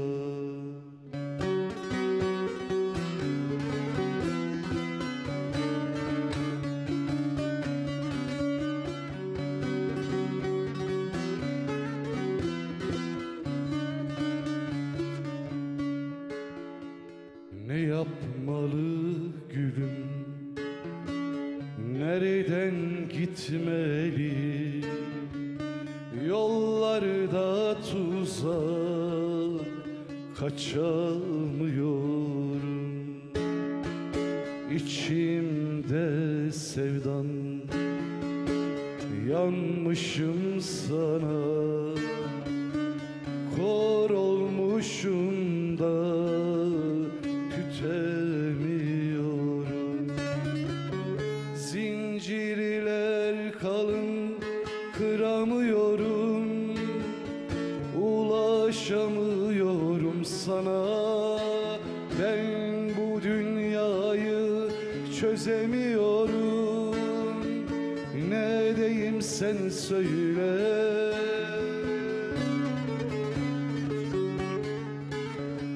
Sen hayatımda fırtına, ben penceremde serçe. Ya al içeri yaşat beni, ya da savur boşluğa. Sen hayatımda fırtına, ben penceremde serçe. Ya al içeri yaşat beni, ya da savur boşluğa. Evet değerli dostum, söz ve müziği bana ait bir eser. geldi Eyvallah aklıma. imanım, eyvallah. Bunu niye okudum biliyor musun? Bunu bir daha okuyamayacağım. Niye? Niye anlatayım? Şimdi rahmetli bizim dostumuz Kıvırcık Ali muhabbetimizde biliyorsun, onu çok özlüyoruz. Bir eserimi seslendirmişti Şahit Çamlıca diye. O okuduktan sonra içimden gelmiyor okumak. Öyle güzel yorumlamış ki. Yani ezmiş beni baba ya. Mekanı cennet olsun. Ama şimdi işte de bu severek eseri okuduk. bizim firmada biliyorsun Fidan Gül var. Değerli hem Fidan hem Gül, buradan selamlar olsun. O da bizi izliyormuş buradan. Bu arada İbrahim Akkaya'ya da selamlar olsun. Albümü de her şeyle İbrahim abi ilgileniyor. Fidan'ın albümüyle. Bu eseri Ama Fidan da güzel çok güzel ama ya. öyle bir okumuş Güzel ki abi. Ben dedim bir daha okuyamam Fidan. güzel Yani ne bir kadar ses. okusam kârdır. Çok başarılı. Fidan'ın Selam yorumu söylüyoruz dehşet. kendisine. O eser Fidan'la bütünleşti yani bu eser. Evet. Tabii benim ya 7-8 tane eserimi okudu da bunu bir başka okudu. Hepsini, onu da senden sonra 12 çıkacak. İlk senin albüm çıkıyor, sonra Fidan'ınki çıkıyor. İnşallah. İnşallah. Bak Buradan bekliyoruz. selamlar Bize olsun. sözde Hem 15 gün İbrahim sonra Akkaya'ya, çıkacak diye biliyoruz. Turnalara, grup turnalara, turnalara böyle işte müzikle aşırı neşir Sanıyorum oluyoruz. 15 gün demiştik. Yani öyle bir şey vardı. Ayın 15'i Evet, evet. ve yani Yılbaşında- yılbaşından 15 gün önce çıkacaktı. Yılbaşından öyle bir 15 şey gün vardı. önce seninki Biz- çıkıyor. Fidan'ınki yılbaşından sonra Öyle çıkıyor. mi? Ha, Tabii. hayır inşallah. Öyle Hayırlısı hocam. olsun. Hep birlikte o türküleri dinleyeceğiz böyle. İnşallah inşallah. Çok emek var. Gerçekten ben görüyorum yani İbrahim abi de görüyorum neler şeklinde. Bir de her işi onun başına da ben yıktım biliyor. Oraya girmeye korkuyorum. O da Aman artık yoksa- barut. Duyması boş. Duymasın vallahi. Selam söylüyoruz Çok İbrahim güzel Bey'e. mesajlarımızda görüyorsun. Gerçekten türküler seviliyor. Türkü başka bir şey. Yani geçmişi geleceğe taşıyorsun türküyle.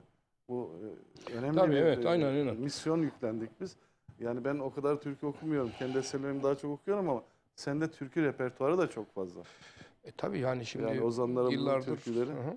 Bir tane Mahsuni Şerif'ten şimdi bütün ozanları Ya ben yapmışlar. tabii Daha Mahsuni sonra da Baba'dan da okurum yapabiliriz. yine de. Hani Ben de geçen okurum. programda ama şimdi şöyle bir tane eserimiz var.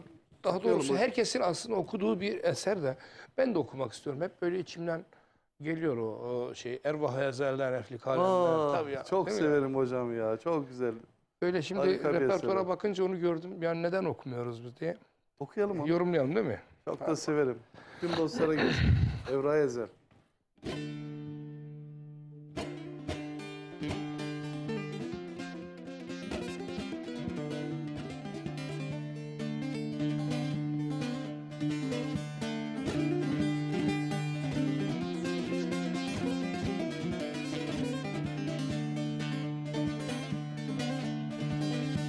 Ervah ezelden eflik alemden eflik alemde bu benim bahtımı ara yazmışlar.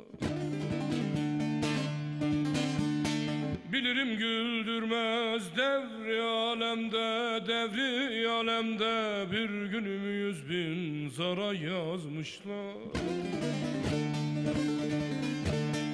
Bilirim güldürmez devri alemde bir günümü 100.000 zara yazmışlar.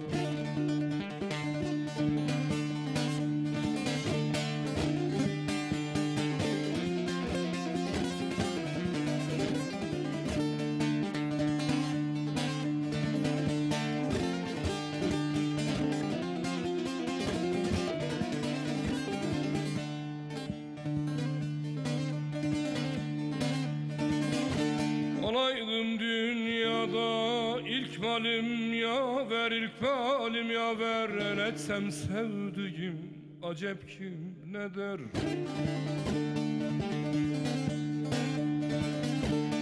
Bilmem tecelli mi yoksa ki kader, yoksa ki kader beni o vefasız yara yazmışlar. Bilmem tecelli mi yoksa ki kader beni bir vefasız yara yazmışlar.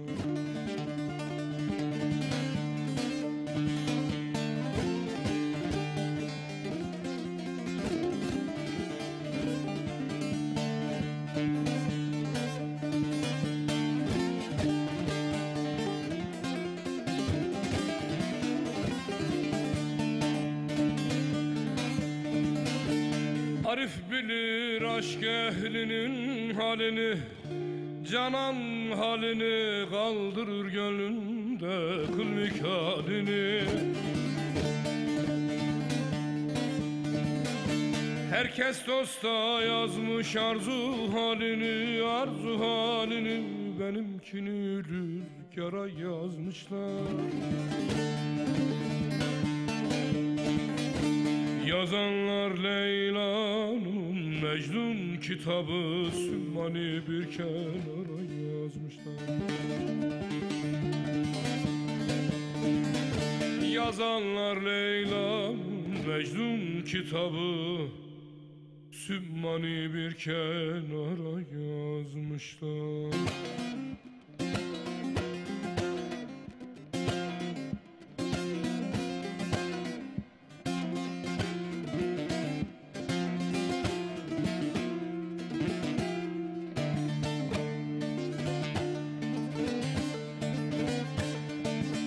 Umut verdim cananıma can derken, yılanlardan merd olana sarıldım. Görsün gönül gözün yara yar derken, yar içinde can alana sarıldım. Aşk elinden ben o yara ben darıldım. Aşk elinden ben o yara darıldım. Yar yar deyip Şah Merdan'a sarıldım.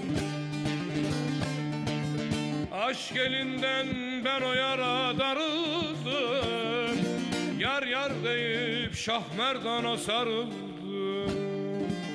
Yar yar yar yar, yar yar yar yar, yar yar yar yar yar yar. Yar yar yar yar, yaralıyım yar nazından yoruldum. Yaralıyım ben nazından yoruldum. Aşk elinden ben o yara darıldım. Yar içinde can alana ben sarıldım.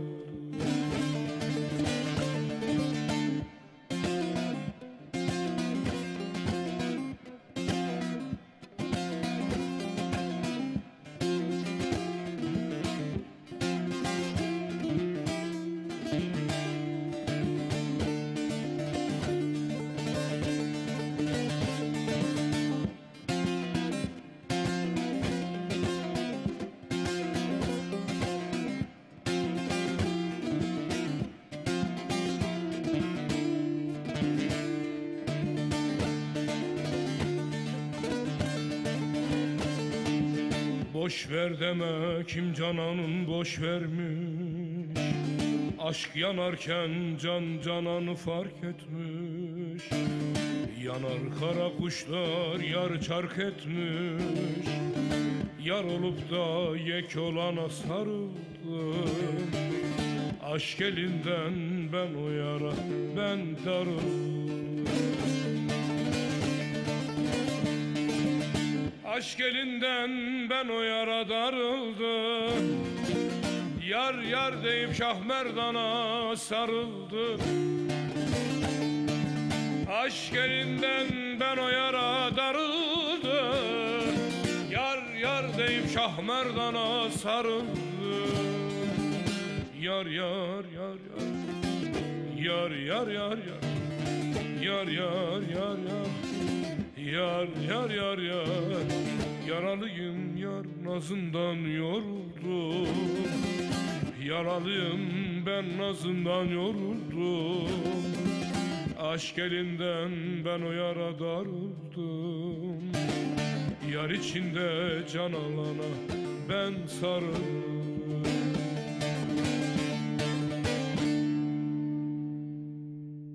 Vay vay vay vay vay. Aldın götürdün bizi hocam. Eyvallah. Sevgili Kim var olsun. Çok Karakuş'a güzel da gerçekten. buradan selamlar olsun. Harikasın hocam benim. Vallahi ne bileyim böyle. Sözün bittiği yer işte böyle değil mi? Girdin çıkamıyorsun. O duygunun içine girdin mi çıkamıyorsun. Değerli dostlarım tekrar teşekkür ediyoruz. Değerli mesajlarınız için. Bizler için çok kıymetli. Çok mesajımız gelmiş abi. Birazcık Evet, dostların gönlünü hoş Evet, alayım. eyvallah. Tokat'tan izleyenler çok.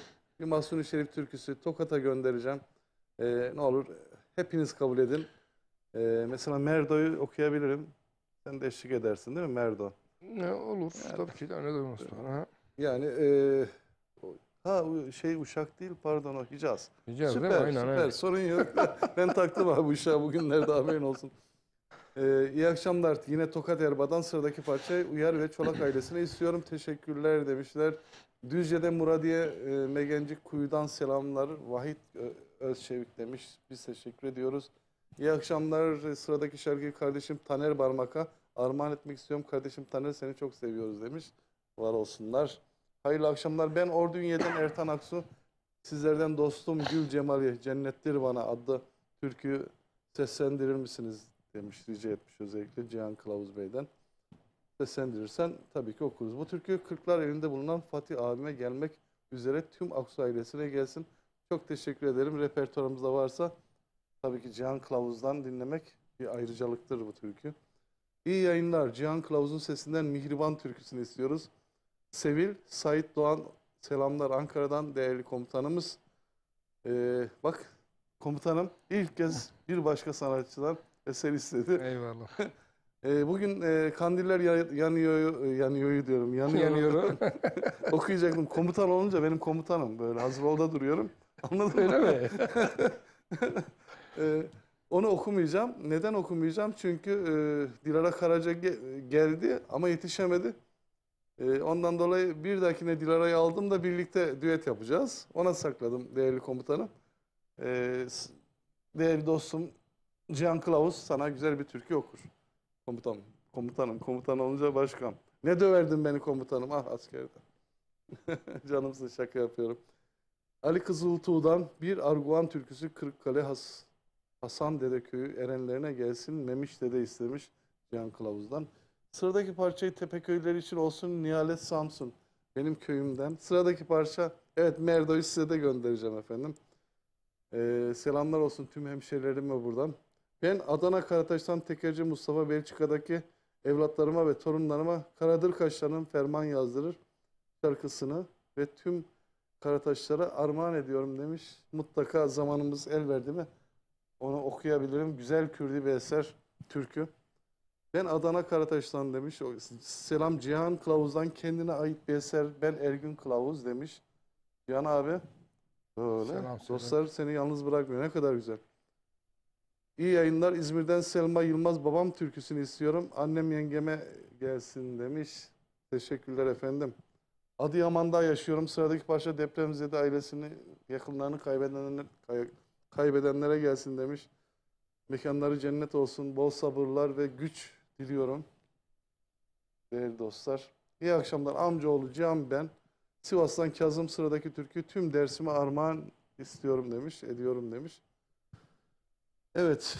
İyi akşamlar. Ben İstanbul Küçükçekmece'den Emin Karahan sıradaki türkü eşim Günay, oğlum Mert, Can'a, tüm akrabalarıma ve sevdiklerime, tüm Artvinlere istiyorum. İyi yayınlar demiş. Evet abi bir türkü göndereceğiz. Toplu alırız. Daha sonra okumaya devam edeyim. Yoruldum okumaktan. Hadi Merdo yapacağım. Ya abi bu bağlama do diyez. Hı hı.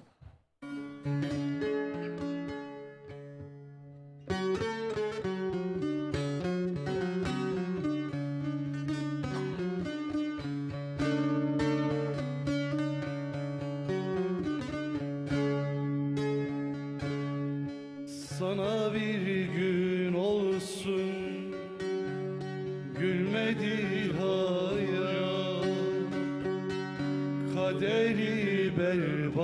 merdo merdo, bu nasıl gurbet, bu nasıl gurbet.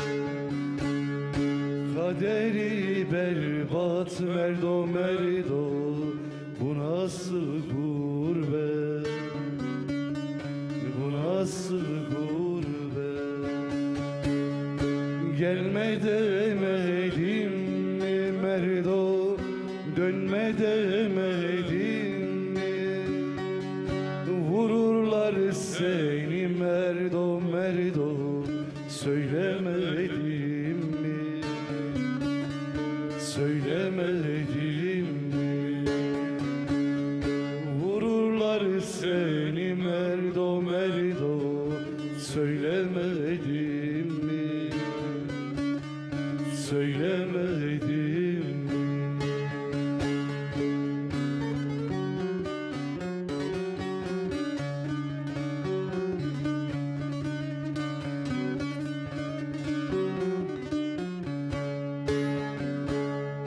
Köprünün başına merdo pusu kurarlar, seni ararlar merdo merdo, izin sorarlar, seni kırarlar. Seni ararlar merdo merdo, izin sorarlar, seni kırarlar. Gelme demedim mi merdo, dönme demedim mi? Vururlar seni merdo merdo, söylemedim mi? Söylemedim mi? Vururlar seni merdo merdo, söylemedim mi? Söylemedim mi? Hiç ara vermeden şey Hemen yapalım. girelim. Bak, hemen Mansur vallahi Şerif'i çok de almış olduk buradan değerli Eyvallah, dostlar. eyvallah. Hoş olsun. Dostun gül cemali cennettir bana, ne çare ayrılık zamanı geldi, zamanı geldi. İstemem ayrılmak senden sultanım, ne çare ayrılık zamanı geldi. İstemem ayrılmak senden sultanım, ne çare ayrılık zamanı geldi.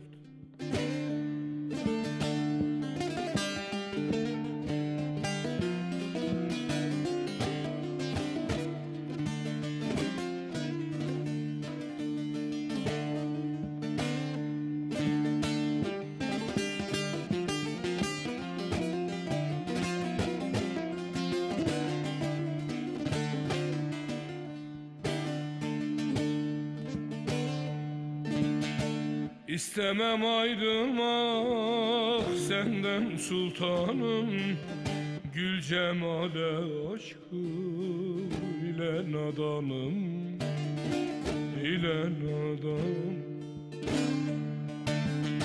Çıkarma gönlünden beni sultanım, ne çare ayrılık zamanı geldi. Çıkarma gönlünden dinim imanım, ne çare ayrılık zamanı geldi.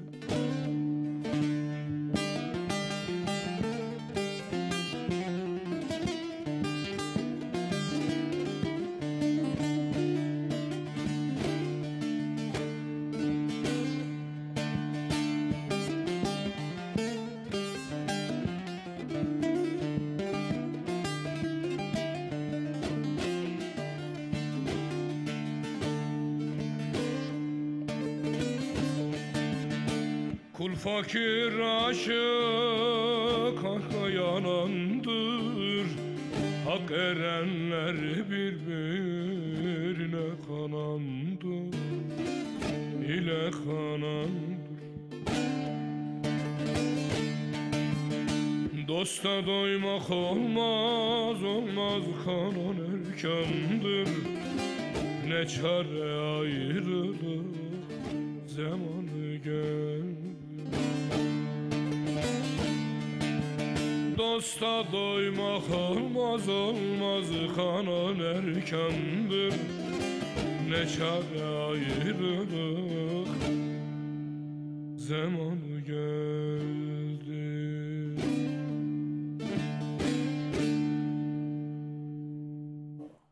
Yüreğin var olsun üstad. Eyvallah, eyvallah. Buradan da dostlarımıza armağan etmiş olduk. Güzel oldu böyle tam da üstüne geldi isteklerin. Aynen. Harika oldu. İyi ki bizimle birlikteler değerli dostlar. Ben de Doğukan yaklaşık 1 aydır okumuyorum değil mi? Zümrüt Gözlüm'ü. Onu da okuyayım, çok istek var. Yine benim Tabii bir ki, ne eserim. demek, ne Ondan güzel. sonra yine türkülerle devam edeceğiz. Karadır Kaşlarını da göndereceğiz değerli dostlar. Vaktimiz yettiği sürece. Şu Tokat'tan bir mesajımız daha var. Onu da okuyayım değerli dostlar. İyi akşamlar. Tokat Erbaa'dan Hacı Pazar Köyü'nden Sudiye. Ben Nerman kızım ve Nermin kızım ve oğluma Erol ve Galip için sıradaki eseri istiyorum. Teşekkürler demiş. Tabii ki gönderiyorum. Herkese yürek dolusu sevgi, selamlar ve huzur dolu akşamlar diliyorum. Sıradaki türküyü Didim Altınkum'da oturan Ramile Hanım'a göndermenizi rica ediyorum. İsviçre, Münih'ten Mehmet Ay selamlar. İsviçre'ye, Münih'e selamlar, sevgiler. Bu türkümü size gönderiyorum. Doğukan'a, Ekin TV'ye, rejiye bu eserimi çok seviyorlar Cihan abi. Sağ olsunlar, sağ olsun. Gelsin bir Zümrüt Gözüm. Pek canlı da alışık değilim bu türküye. Aha, eyvallah. Ama tabii ki okuruz. Hiç sorun yok. O Kalkacak mıdır o? isterse kalkmasın gördüğün gibi. Hadi.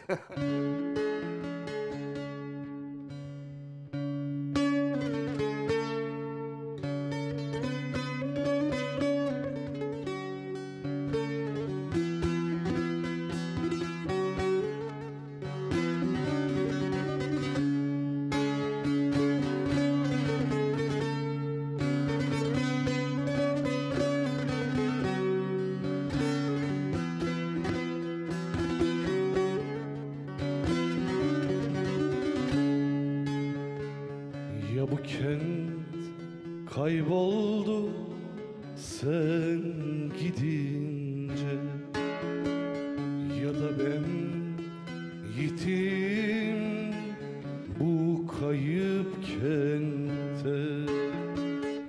Ya bugün gel yitirdiğin yerde bul beni, ya da yarın harbiden yakacağım bu kenti. Ya bugün gel dermanım ol kurtar beni, ya da yarın harbiden yakacağım bu şehri. Zümrüt gözlüm koru kendini, bizim gibilerin bitmez kederi. Kaybolmuş bir kentin kör karanlığında, unutma ki yalnızdır bizim gibileri. Zümrüt gözlüm koru kendini, bizim gibilerin bitmez kederi. Kaybolmuş bir kentin kör karanlığında, unutma ki yalnızdır bizim gibileri.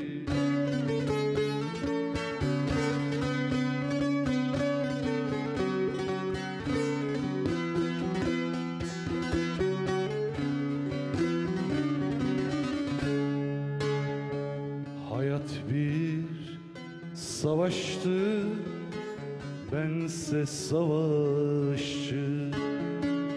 Vurulup düştüm de sol yanım sancı. Ya bugün gel yitirdiğin yerde ya da yarın harbiden yakacağım bu kez. Ya bugün gel, dermanım ol kurtar beni, ya da yarın harbiden yakacağım bu şehri. Yüküm ağırdı benim, sırtımda dünyayı taşırdım. Mangal gibi yüreğim, bükülmez bileğim vardı. Tuttun mu feleği duvara çakardın. Ne cehennemden korkardım, ne zindanlardan. Zümrüt gözlüm, bir tek gücüm sana yetmedi, sana. Tutamadım ellerinden, düşürdüm, yitirdim. Bundandır kahroluşum, bundandır sessizce yok oluşum.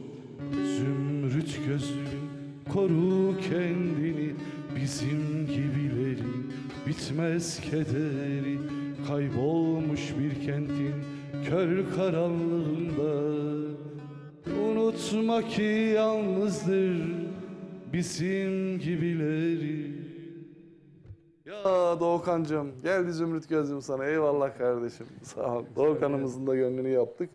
Evet, yani neredeyse program bitti. Son 10 dakika kaldı. Onun için bolca türkü diyelim hadi hocam. bakalım.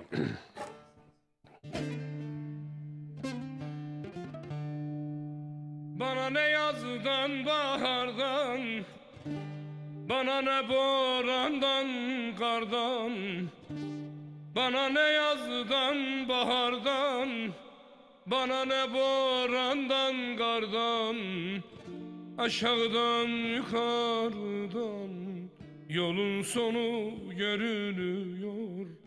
Aşağıdan yukarıdan yolun sonu görünüyor. Geçtim dünya üzerinden, hayat bir nefeslerinden. Bak feleğin çemberinden yolun sonu görünüyor. Azrail'im gelir kendi, ne ağa der ne efendi. Sayılı günler tükendi, yolun sonu görünür.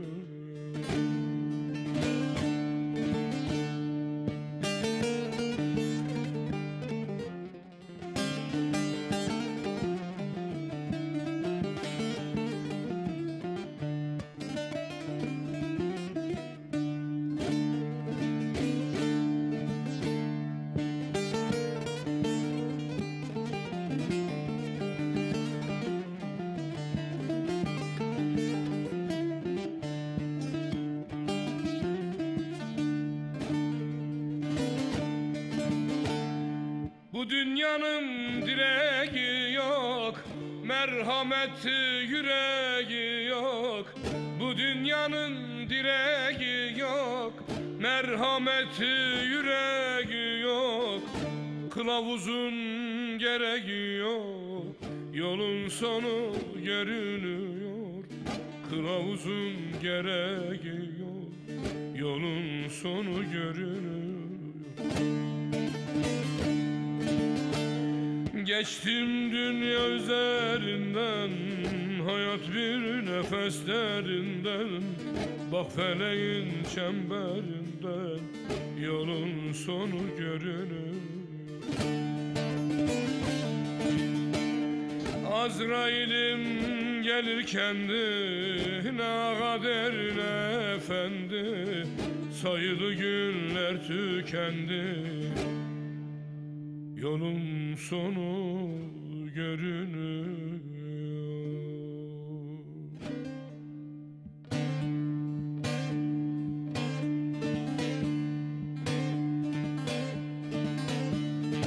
El vurup yaremi incitme tabip, incitme tabip, tabip. Bilmem sat bulmaz hicra neler var, dest vurup da yarem eylersin derman. Her can kabul et, viraneler, viraneler var. Vay dünya dünya yalansın dünya, vay dünya dünya kayınsın dünya, aşk ile pervane dönersin dünya, yalansın dünya. Vay dünya dünya yalansın dünya, vay dünya dünya kayınsın dünya, can ile canan alansın dünya, yalansın dünya.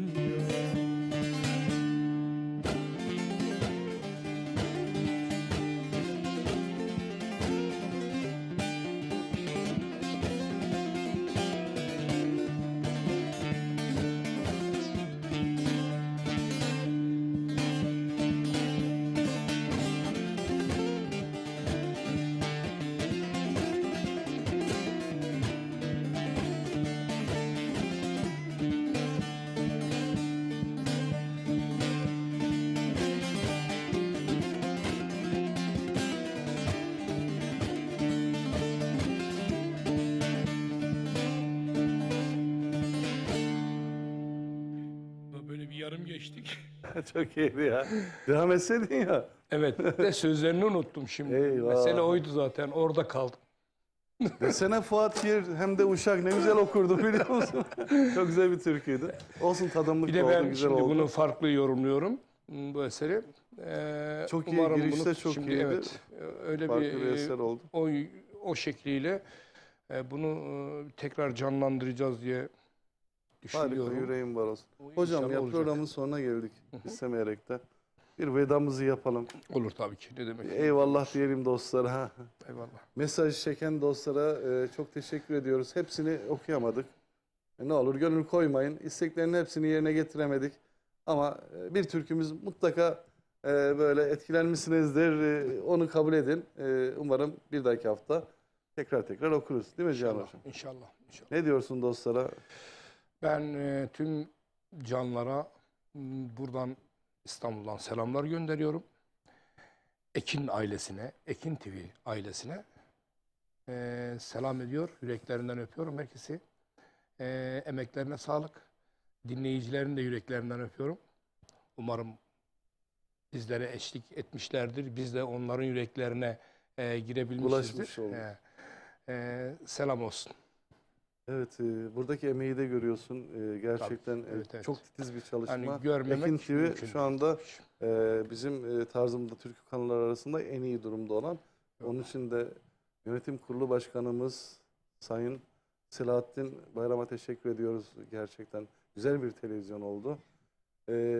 Sevgili Cihat Bey, onun biricik oğlu Cihat Bayram. Bu resimleri Cihat Bayram seçiyor işte. Böyle güzel mi? yaşıyor tabii. Çok Tam bir emekçi. Değerli dostum sana da teşekkür ediyorum. Tüm Ekin TV çalışanlarına, rejisinden mutfağına kadar, Doğukan'ımdan komutanına kadar, Tuğçe'den Çaycı ablamıza, mutfaktaki ablamıza kadar selamlar, sevgiler. Değerli dostlar haftaya çarşamba günü neredeyiz? Biz buradayız. Evet. Yine değerli bir konuğumla birlikte burada türküler okuyacağız. Bizden ayrılmayın.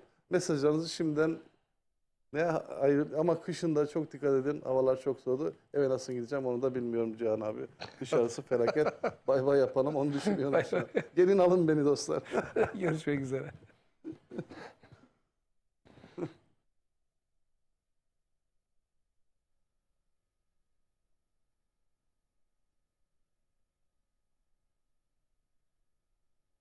Radyo Ekin.